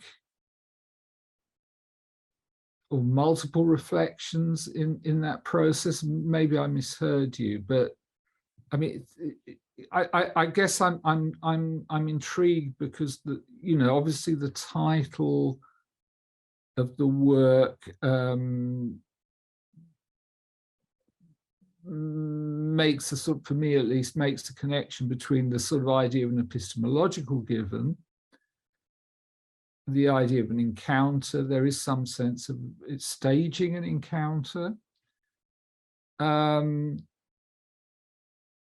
And yet, of course, the encounter, at least in the aesthetics of the encounters, we say find it in Deleuze, is not necessarily construable in terms of an epistemological given, say the thesis, criticizing Seller's famous myth of the given. So I'm kind of wondering how that this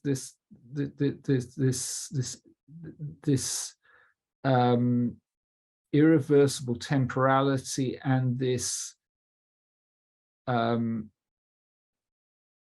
encounter with something that is not, however, given as such, as a kind of determinate thing, kind of plays out in this work. And I'm just wondering if I kind of understood that there's a role of reflection, but for example, in the kind of self-consciousness of one's own voyeurism, confronting the body, and there's this sort of, in a sense, pornographic aspect of the work that perhaps plays a role here. So I'm just wondering if you could say a bit more about that. Yeah, that's a great question. If you remember, Duchamp distinguishes between two kinds of hinges, which is also a reference to the chess treatise. One in the plane and the other in the mind. So in the plane of the work, the icons represent processes of emergence. They represent the fundamental principles of emergence. Yeah. But then there's the encounter, which is a shock to thought, to use Deleuze's expression. And it's unstable. And in that instability,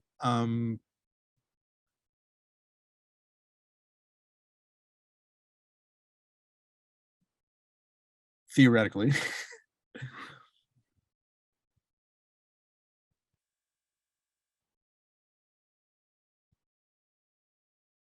that shock of titillation and embarrassment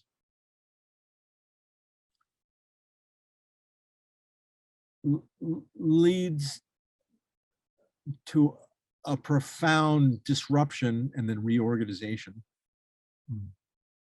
as in a moment of illumination, upon which art starts to be something different. That by incorporating the cognitive processes of disruption of the, by incorporating the deliberate disruption of cognitive processes into the work of art itself,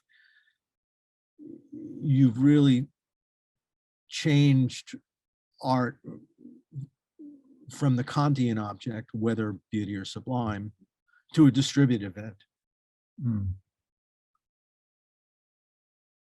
Involving both the artist and the observer. That's really nice explained, Martin. I appreciate that. It kind of makes a nice. It makes a clear connection between your account of the aesthetics of this visual work and of course the irreversible temporality of improvisation, which is kind of, I guess, inherently irreversible. Which again, I guess, could be construed under, say, more as an encounter with something which can, in a sense, never be consciously appropriated, at least, for the player. Yeah, but notice the art patron has no practicing before going up to the chink. And what I'm arguing is it's not just the symbolic logic of music and the sounds that are associated that are being manipulated in the classroom, in the practice room, but there's also the practice of experiencing, of bringing the mind to its simplest level so that exposure can happen. Right.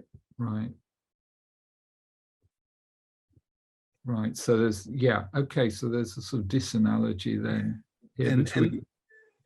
Go on. Yeah, no, I mean, so that there's actually quite a strong disanalogy between the position of the patron and the position of the musician, who will at least be, in a sense, kinesthetically prepared, obviously will have practiced their instrument, will have an understanding of the sort of harmonic and rhythmic space. Yeah. Now, for example, I've theorized about passive distributed aesthetic cognition and active distributed aesthetic cognition. Jazz being the example of active distributed aesthetic cognition. Okay, that's passive. Passive example. I have one from film and one from the artist that Stefan talked about, Eduardo Katz. So in montage, what you have is the equivalent of distributed, in the most primitive form of distributed computation that enabled by a mainframe computer. So given the von Neumann limit in a mainframe computer, which is only able to process one bit of information at a time, there's a form of parallel processing, which is actually, I'm trying to think of the name, and it's blanking on my mind. This is where ageism is, where my my cognition is. It's called, think of it. Let me just describe it. So in film, you have different points of view presented and then cut together multiple points of view, and then arranged in a sequence where it goes back and forth, but at 24 frames per second, the mind is only seeing one frame at a time. So, like with this primitive form of parallel processing, by which you have multiple inputs from different stations, all sending signals of information, and then the mainframe computer disassembles them on one side of the von Neumann bottleneck, and then reassembles them into their separate lines. Is that hyper-threading? I'm sort of trying to remember my computing science here. And that's really what film is doing. Yeah. It's disassembling one into one frame at a time in the mind, and then the mind reassembles all the different points of view as if that mind were able to see the scene, like the baby carriage going down the stairs in Battleship Potemkin, for example, from all points of view.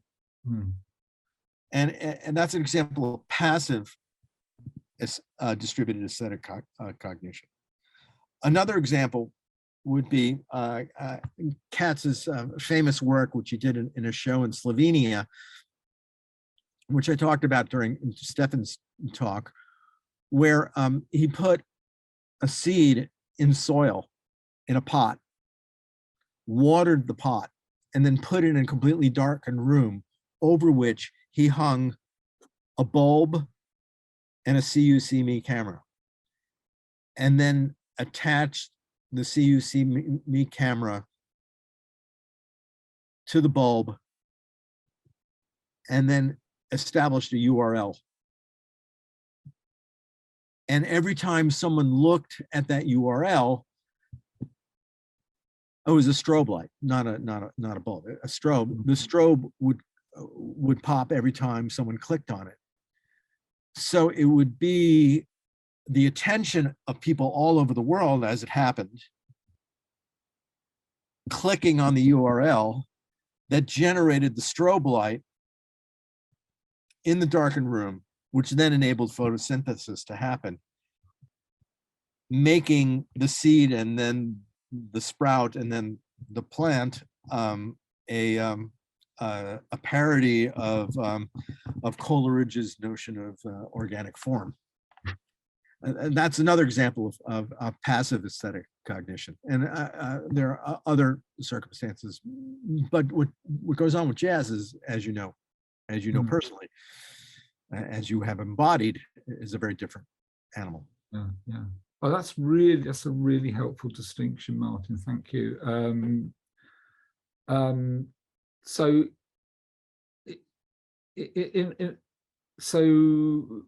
but there still seems to be a role for reflection in the Duchamp, because the very discomfort and sort of disorientation seems premised on the viewer, or the patron, in the sense suddenly become, being aware of their relationship to the artwork, in the sense that the aesthetic relation itself becomes thematized, which I guess I think the colloquial expression would be blowing the art patron's mind. And the way that the art patron's mind gets blown is by having that moment trigger cascades of mirror interiorities. And dimensions. Yeah, I like that. Yeah, I think that was the phrase I was sort of alluding to, and that's really, I mean, it's not necessarily reflection in a sort of classical sense, where it seems to apply a kind of much more in itself a more temporalized process, which can never in a sense be recuperated, and hence an encounter rather than a given. Which means that the models as well as the things are being put into play. Yes, so that actually that's really nice. So that integrates the kind of metaphorics of the piece with the actual the kind Phenomenal of, experience. yeah, Yes. and the So body both in the plane of the cognition. artwork and in the mind. Yeah. Lovely. Yeah, And Duchamp had this all conceptualized. Yeah. that's fantastic. Yeah, I couldn't ask for a better answer, Martin. It's fantastic, incredibly thought-provoking. Thank you. So now you're going to let me off the hook. Absolutely. Well, there's no hook, I hope. Great question. Great No, question. thank you. That was really instructive and fantastic.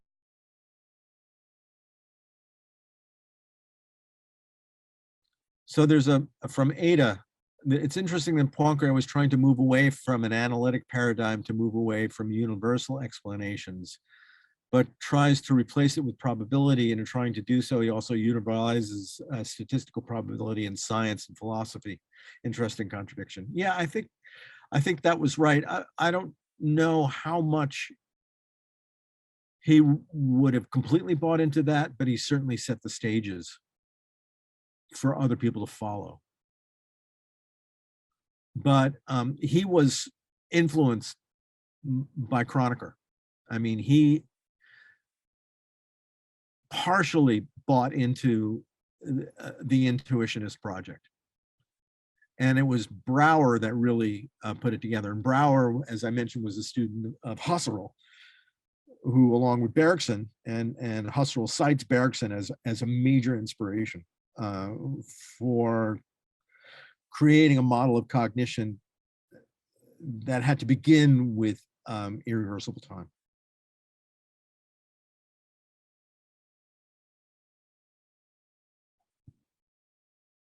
Yeah, I think my hand is the one raised. I think well, thank you so much for this conversation and your reflections. It's really incredible. I think you answer me metaphorically, but I'm gonna ask anyways. Like, I think what you have been explaining, of course, applies to power dynamics and all the complex systems of beliefs, right? So I wonder if you entertain in your reflections, how can this theory apply to promote the paradigm shift from dualistic to symbiotic, if it's possible or not? What do you think between humans and non-humans entities? And I'm not referring only to machines, but other type of species too.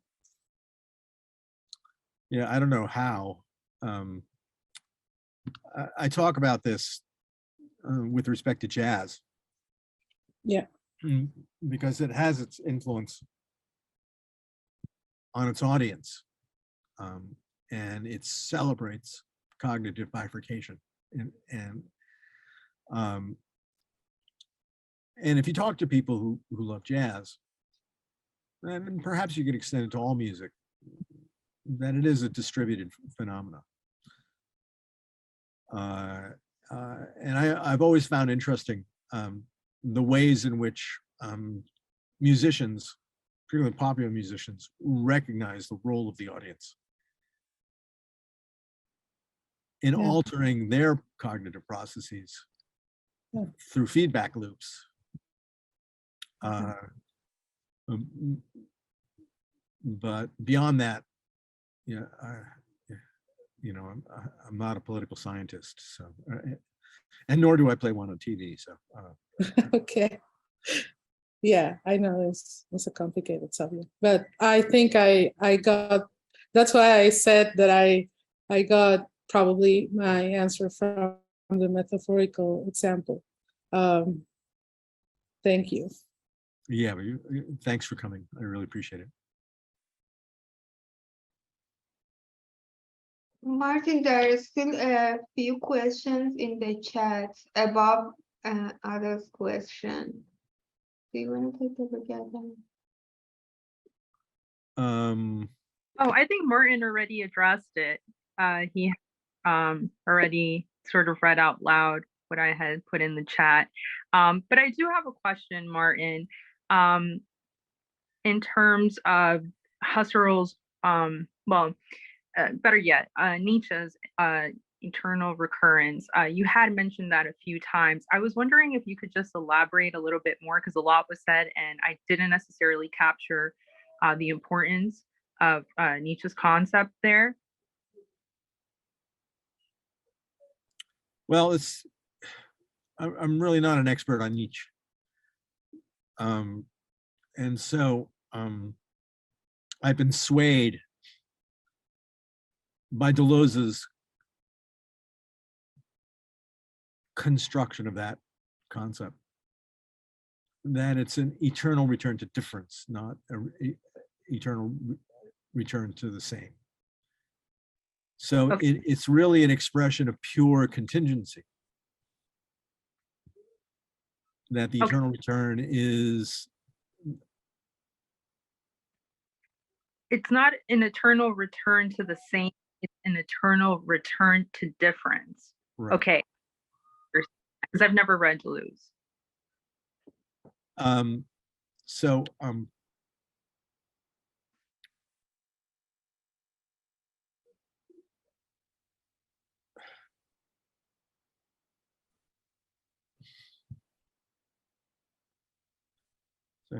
I haven't really thought about this in a long time. But from the whole notion that you can have one instant to the next, that's calculus, right? Yeah. That's infinitesimal calculus, the ability to divide time into an infinite number of still points on a line.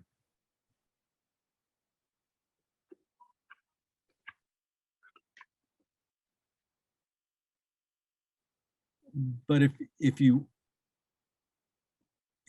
do not accept as a priori time and space in a relational grid, then you're looking for something more foundational. And so, to use a metaphor, beneath repetition lies pure contingency. Is that supposed to be nothingness? So the eternal return of difference is the fact from one instant to the next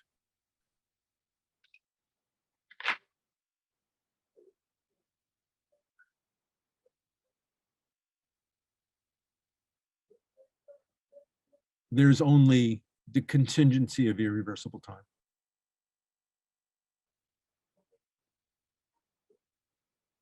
And where he gets that is from the way that Solomon Maimon,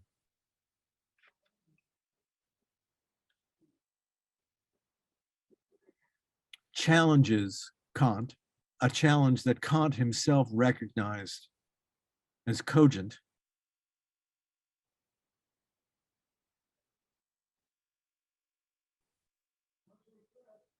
That the manifold is not structured a priori by time and space in a relational grid.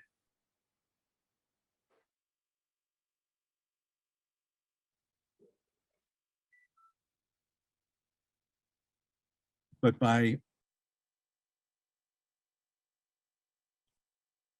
the spontaneous emergence of relations between one cognitive object, whether thing or idea, and the next. So what Nietzsche's talking about from that perspective is what underlies, for example, what I was talking about with Kronecker doing the same thing with numbers. between 1 and 2. I mean, what is underneath the object? And what Nietzsche says, according to Deleuze, is everything else is a human construct. There is nothing but pure contingency.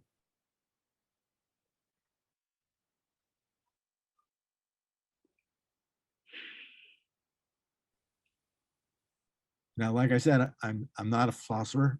I mean, I've read a lot of Nietzsche. I've read even more Deleuze. That's what I think Deleuze is doing with wait. Nietzsche. You would land into explosion, like a logical explosion, because that would embrace all contradictions. And no, I can't accept that. No. I think Nietzsche would be all for logical explosions. I'm sure he would. No, then you don't have any contained systems. You can't even have a paradigm. Right. Exactly. You can only have pataphysical paradigms. Well, that's just a different construction. That's somebody's operating out of standard logic, generating their own logic on top of that contingency. And that's what Duchamp is doing in that passage. I mean, that's really derived from pataphysics, that passage that I cited. That's pataphysical. All right, I'm going to meditate on this for a while. Thanks, Martin. Yeah, but like I say, I'm not a philosopher, so I don't know what David would say. Okay, well, I mean, as I understand it, I'm not sure about the relationship between Deleuze and contingency at the level of the object. I mean, there's certainly, as I understand from difference and repetition, an idea that the object actualizes from sub-representational difference that can't be, in a sense, represented conceptually, say through negation, which you can kind of, which you can associate with the virtual. But it's, I think in Deleuze, it's not completely random. It's structured by ideas. You know, it's structured by well, I suppose what you call phase spaces, in fact, and sort of attractors and you know, points of condensation, which can be common to quite disparate systems. So there is a kind of Platonism in Deleuze, which kind of keeps the whole thing from being kind of just events randomly sprayed out in time. There is some kind of structure, you know, there are sort of structural principles. So I'm not sure. Yeah, I'm not sure about. I mean, about this idea of pure contingency. That I guess there's an element of there's probably a stochastic element. You know, there are points where, you know, like, you know, so bifurcations which in a sense there's you can't have any which are not sort of which presumably can just happen, but but it's precisely at those points in phase space where bifurcations can be generated, that they can occur. And obviously you can have, you know, I'm just taking a simple you know, and you can have that with discrete processes as well, like logistic maps. You know, you can have certain, you know, certain control values. You can have sort of bifurcations all over the place, but there is still some kind of structural principle governing that. It's But they're from the bottom up rather than superimposed upon. Yeah, I mean, it can describe population dynamics, for example, or you know, financial markets, and you can certainly have, you know, but there are control, you know, but you know, the bifurcations emerge at certain points when you ramp up the, say, a control parameter. So it's not, you know, so that there's contingency, but it's contingency that's kind of sculpted, I guess, by phase spaces, or by, you know, ultimately by ideas in the Deleuzian sense. I mean, I think, you know, I mean, that's quite, sorry, this is very spontaneous, and that's as much as, that's kind of what I understand by Deleuzian contingency. And I would agree with you that the manifold of Deleuze is to phase space what Kant is to calculus. Yeah. But Nietzsche, I think, is really just talking about what lies beneath everything. Yeah. But you know, his book, Deleuze's book on Nietzsche, is really wonderful.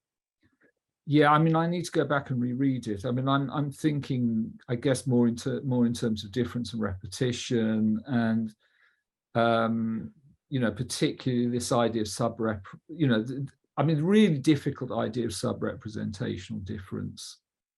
You know, I mean, it's, you know, how I got my dissertation topic was desperate to try to figure out how to upgrade my MA French to PhD French, and someone suggested that I translate a chapter of difference and repetition, and I just had this moment of illumination. This is Prigogine. He's describing what Prigogine describes in terms of physical systems. Yeah. And I think there's a correspondence there.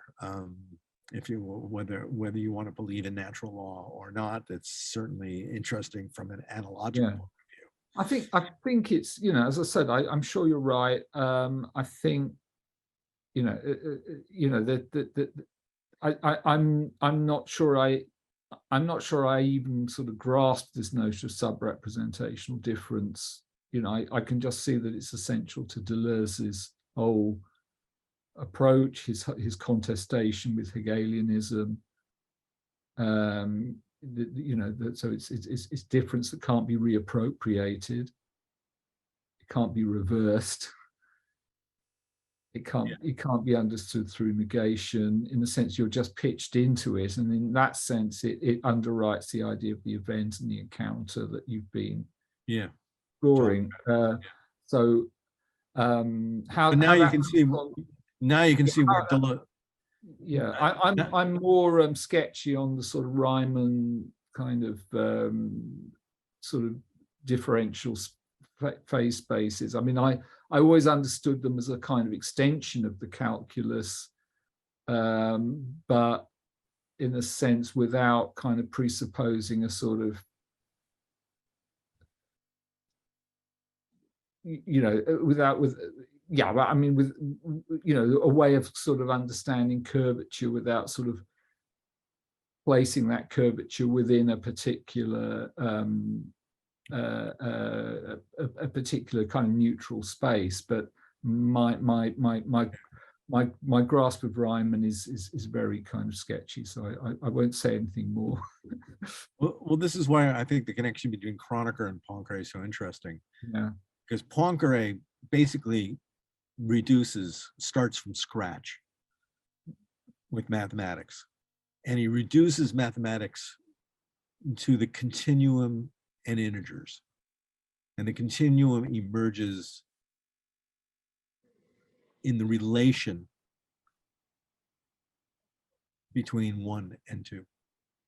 That's really interesting. And phase space is really a modeling for a continuum for physical processes. That's really interesting, and I'm wondering. I mean, it does sound a lot like intuitionism. The worry there might be that it seems to be a notion of the continuum which is kind of predicated on the kind of phenomenology of the continuum. Now, maybe I'm wrong there. and that's where Heidegger gets it too, because Heidegger Yeah, was a which student is, of you know, Kronecker. obviously contrast, say, with the kind of set theoretical structuralism where you identify the continuum with the power set of natural numbers, which is the kind of first, well, it's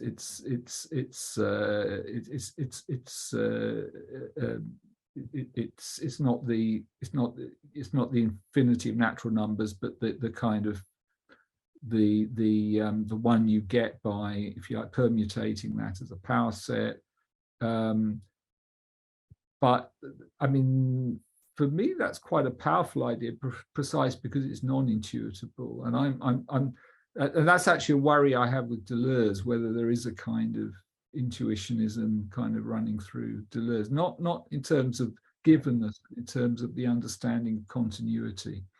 Well, this is the large project which has gotten me in such knots, you know, partly because of the difficulty I'm having in doing work these days, but I'm trying to construct a genealogy of Prigogine, first by suggesting that you cannot separate irreversibility, immanence, and emergence, and suggest that there's a genealogy which goes back through Bergson, through intuitionist mathematics, to Maimond's critique of Kant, to Spinoza, and then even further back to the chaos and redemption of Luria. And so anyway, that's the, you know, and given the limits of my mathematical training and the limits of my philosophical training, it's been an interesting time trying to but anyway, that's so you've got you're raising a problem, which is a problem. Yeah, it's a problem for me. I guess it's a problem for anyone who's trying to you know, reconstruct Deleuze anyhow. Yeah, Deleuze is part of that. How do you deal with this kind of sub-representational dimension without, in a sense, falling back on some idea of structure, some kind of sort of But the fact that Deleuze knew both Prigogine and Varela, I find really fascinating. So. Yeah. No, cheers, Martin. I'll shut up now. I've gone on. I was just going to kind of great questions. Hop in and interpolate, not expand. Thanks. Oh, I didn't mean to. I do have a kind of question that might piggyback off some of this a little bit, if that's cool. Sure. Yeah, so I really loved everything. This is really super fascinating. Thank you so much for all this. And I was really interested in kind of the two examples of this, I think, like shock to the viewer that you're kind of talking about ontologically almost, or something. And sorry if I'm not precise. I'm definitely not. I'm more of an artist myself than philosopher or anything along those lines. But you're using Cage and Duchamp, who I think are kind of deploying this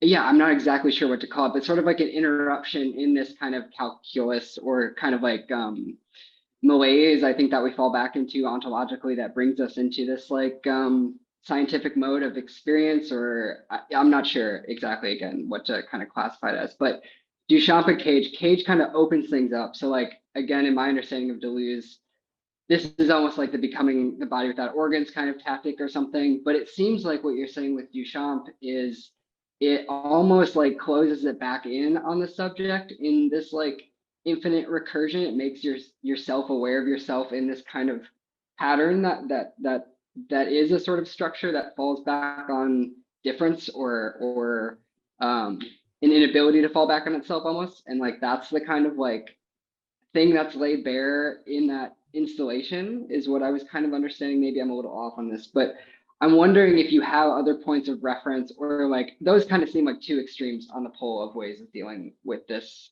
ontological structure. Like, and jazz, I think I probably should read your book on jazz. I guess jazz seems like a whole kind of poetics maybe between that. And I'm wondering if you're finding other in the visual arts, other kind of points of departure or ways to employ this. Or again, I know you said you weren't that interested in or weren't equipped for the politics of it, but I liked the question earlier about how to deploy this institutionally, because I do think there's a huge, in the institutional arts, there's a huge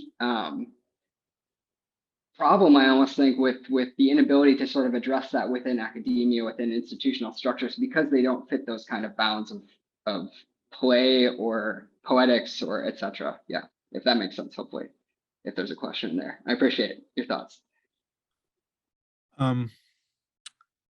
It seems like there's a lot of questions in there, and I'm trying to figure out which one to focus on first. I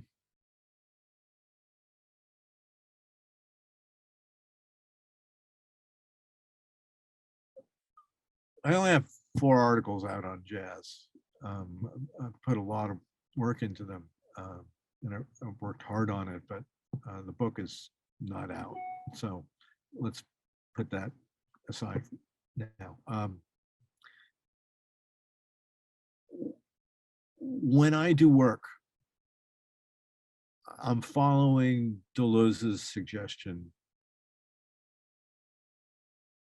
that we can only know philosophical concepts in relationship to scientific percepts and artistic constructs. And from each corner, it's the same.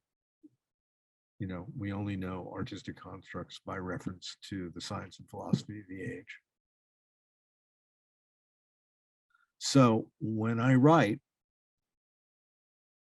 I tend to focus on one or a few scientists, 1 or 2 philosophers, 1 or 2 works of art. So, and I've done that, you know, with Pynchon in the novel. Ezra Pound is a kind of counterexample in poetry. John Cage originally, and now jazz. Arako and Gins, the avant-garde architects who were also artists. Kiki Smith's work. So I tend to try to keep my focus narrow to make the connections precise. So that's, in a sense, what I do. You know, different people will do different things, but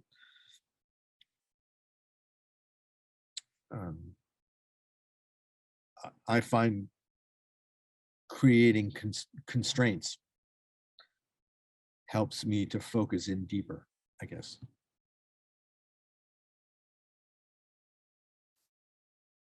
Does that help? Yeah, no, that's fantastic. I'm taking notes. I appreciate it.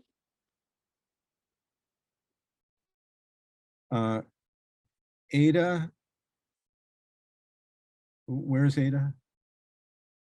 Is she still here? Hi, I'm still here. Hi. Hi.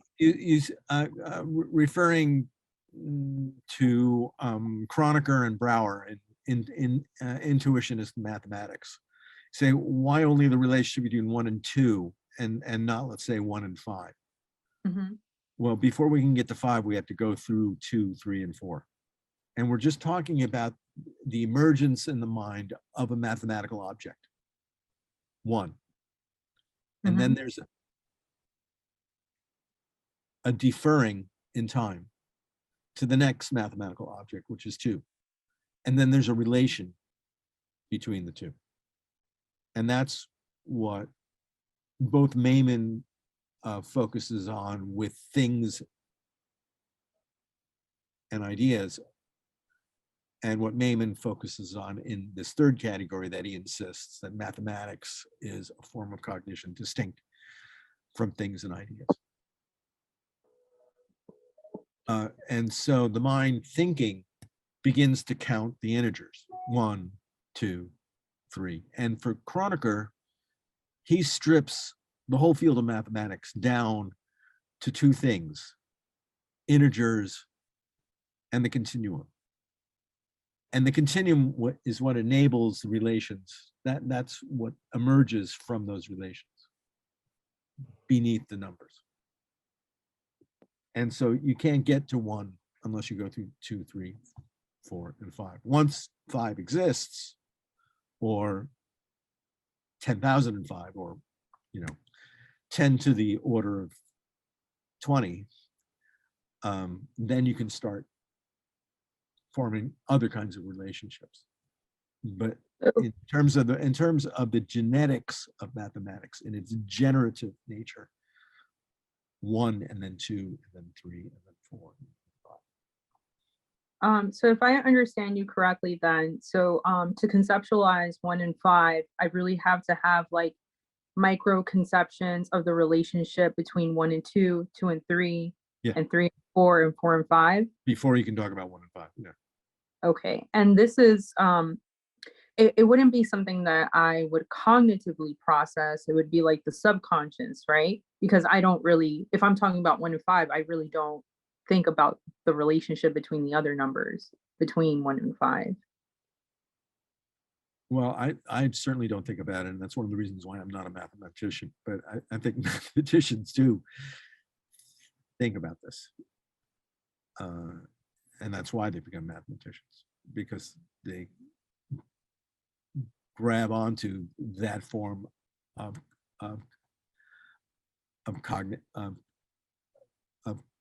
cognitive objects, and then they begin manipulating them, and so forth. Okay, thank you.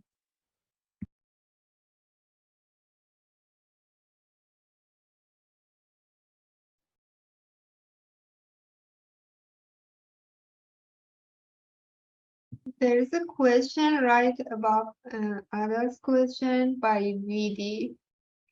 Would you like to ask a question yourself, or Martin, you can take a look at it? Okay, so Emile, is that how do you pronounce his name? No, the VD. You see the Duchamp through ready-made. Oh, now I just got it. But there's also something from Emile. Maybe I'll talk about that next. Sure. So let's look what BD says. Duchamp through ready-mades takes away the agency from the human subject that is the artist, the producer of the work of art. There are innumerable possibilities opening up, giving the way to contingency, the breaking of the glass as a way of completion of the work of art, for example. But in the end, all his art is still directed towards the perceiving and self-reflecting human subject in all its conventional sense that dwells through dualities.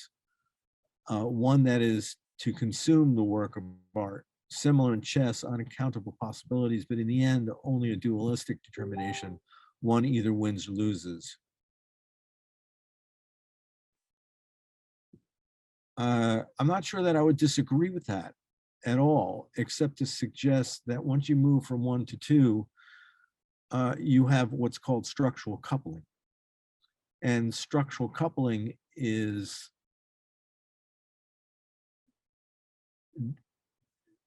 just one way that you get to distributed cognition. So in order to get to distributed cognition, you have to be able to establish relations between two subjects, as in a chess game.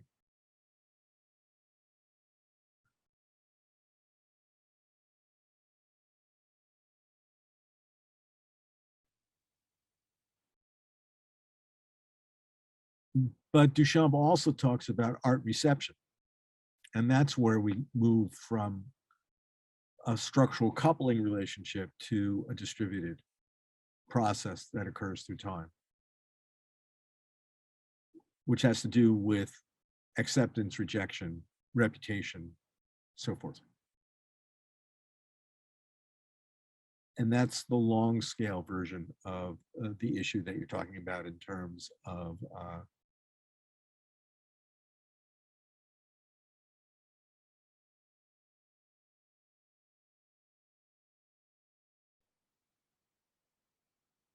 so that's how you move to beyond a dualistic determination.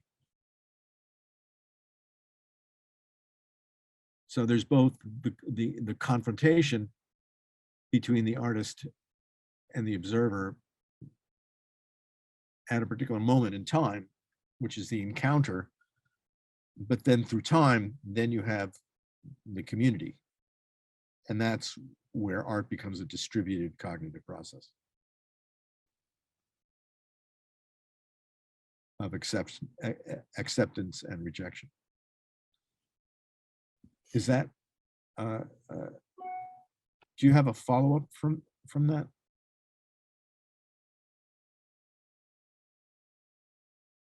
Hada had to go.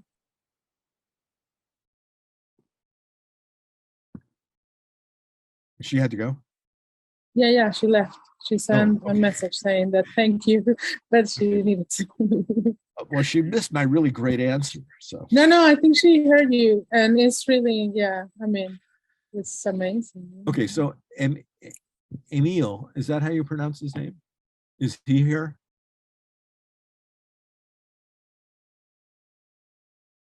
Emil Levesque Yalbert? I can't pronounce, I'm sorry. He says, Deleuze describes the point of rupture as the irrational cut that appears to have meaning for its own sake in cinema's faux raccord. At the same time, he defines irrational on the basis of irrational numbers and Foucault's thought of the outside. If I understand your point correctly, it is that the encounter and the game of exposure and delay are happening as a form of interiority, and more so a configuration of internalized consciousness. So my question would be, how does Deleuze's emphasis on life and creativity as capture of forces from the outside fit or does not fit in your reading of Duchamp's exposure and delay?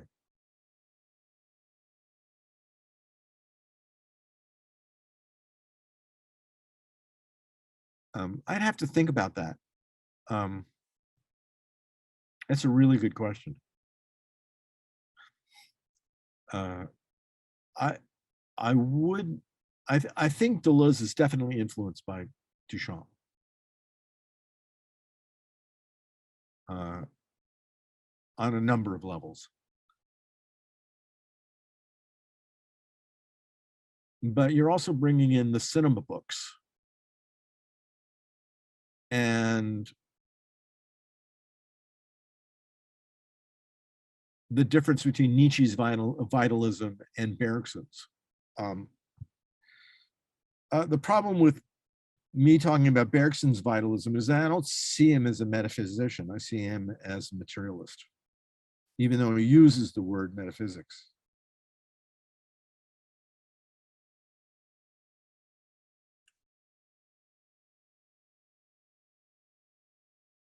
And the reason why I say that is because I think he's working out of a materialism based on immanence.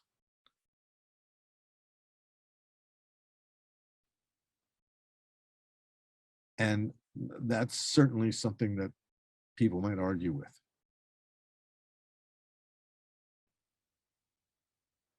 If that makes sense.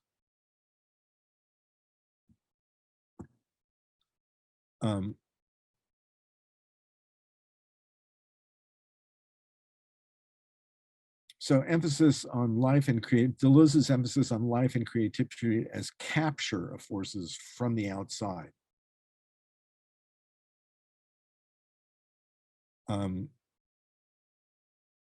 I would have to unpack that and look at the passages.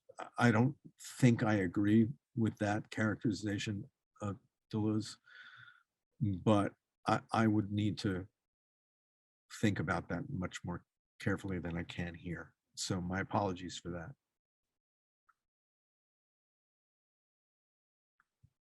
Two new messages down here. just somebody having to go. Anything else? Anton, did you have a question? I think that's it. Yeah, but I'm a bit out of the mathematics, super high level of discussion, so I restrain a bit. It's because as an artist, I'm taking this whole talk as a means to produce and to act, and so I'm not much on the philosopher mathematician side, which I'll be highly admire. But I would like to propose you or ask you how do you foresee, because the institution have been deeply modified by Duchamp as a means to induce power within the walls, within the structure of how art is manifested. And so the effect is made, but we will never redo this kind of same paradigm shift.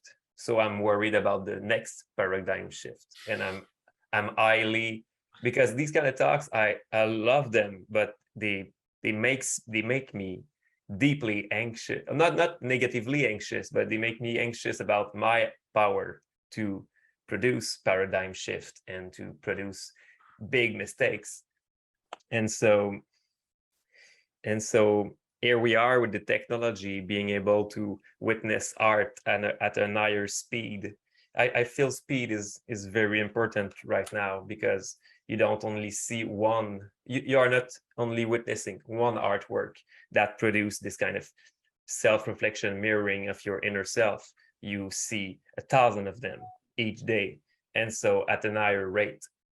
And this stress of re-inducing self-consciousness feels like sometimes it's one parameter of a certain violence of continuing this game of chess. And so I would like you to know, maybe we have been a lot in the past, but what do you think about the jazz of the future, about this intermingling of tomorrow?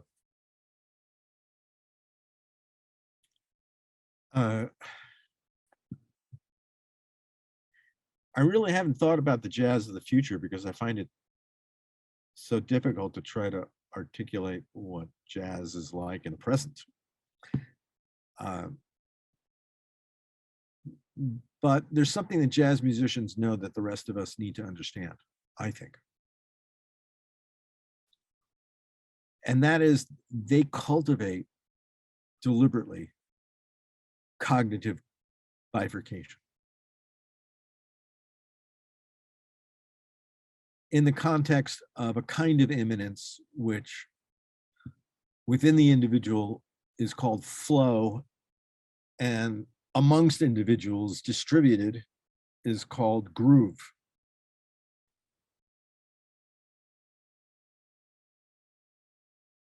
And they spend a lifetime cultivating the capacity to cognitively bifurcate within multiple dimensions: melody, harmony, harmonic rhythm, and percussive rhythm. And those bifurcations exist in all dimensions at every moment, the potential for bifurcation. And they're all aware of it. And they're all paying attention really intensely. And so their response to each other at very fast cognitive speeds must necessarily occur beneath the threshold of conscious awareness. And the fact that they're cultivating this. And not only that, one might argue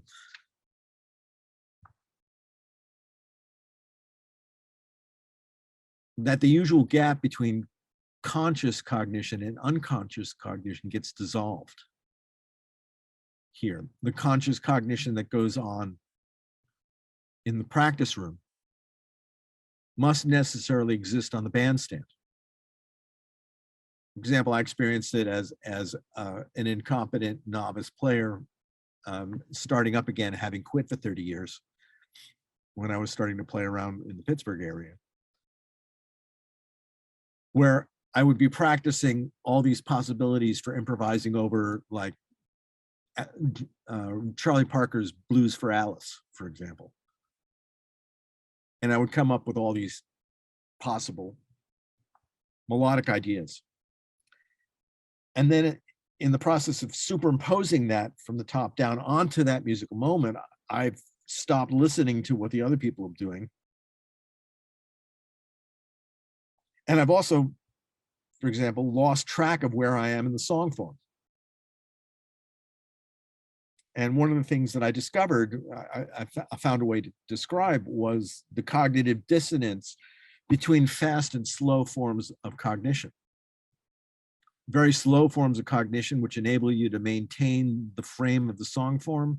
Very fast cognition, which enables you to interact in terms of all these cognitive bifurcations in these different dimensions in response to what the other players are doing, at very fast cognitive speeds beneath the threshold of conscious awareness. But when you talk to experienced players, they talk about this capacity to witness and the fact that these different forms of time cognition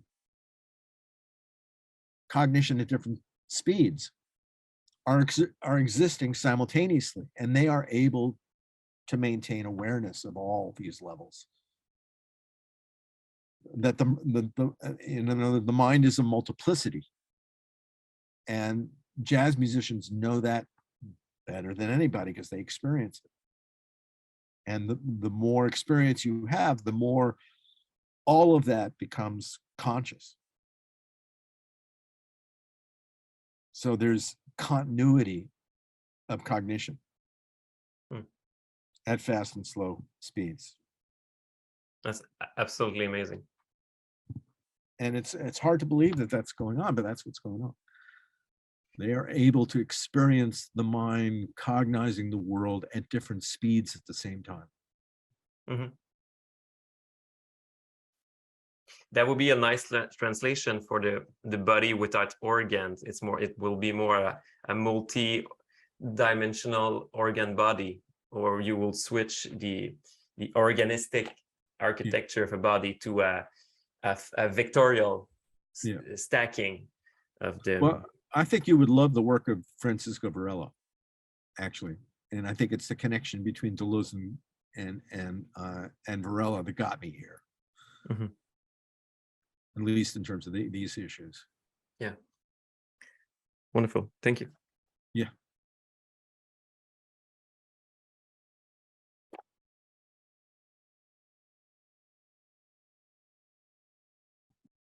Okay. So we are over 2 hours and a half, and thank you so much, Martin, for the amazing talk. Yeah. Thanks for having me. It was really wonderful to revisit this work. This was my a good hunk of this stuff was my dissertation work. One aspect of my dissertation work. Both the discovery of the connection between Feynman diagrams and plot trajectories in Gravity's Rainbow, as well as this connection between Poincaré and Duchamp came out of my dissertation. And this discussion of posthumanism and grand narratives enabled me to suggest that some of these issues that post-humanist philosophers, critical post-humanists, or meta-humanists, or whatever you want to refer to, that these issues were already at work in the avant-garde strain of high modernism. So I hope that was useful. Yes, for sure. Hopefully, we can continue this talk later if you're available in like different forums, maybe like reading groups or more like lectures. Looking forward to have more of this discussion with you. As David knows, these are exhausting, and my health has been kind of frail lately. So let me think about it. It's something I really would like to do. I'm not sure that I have the energy to. Yeah, if you feel comfortable. Also, thank you so much, David. Thanks everyone for contributing to this discussion. And And the Definitely feedback's been great. organising Really, it. really Yeah. great questions. Really Yeah, great. I really got a lot. There's a lot to chew over from this, Martin. Thank you so much. Really, you know. Coming from you, David. No, no. I think I. But don't tell you I said that, right? Thanks for listening. I really appreciate it. Take care. Thank you very much. Bye-bye. Bye. Bye. Bye.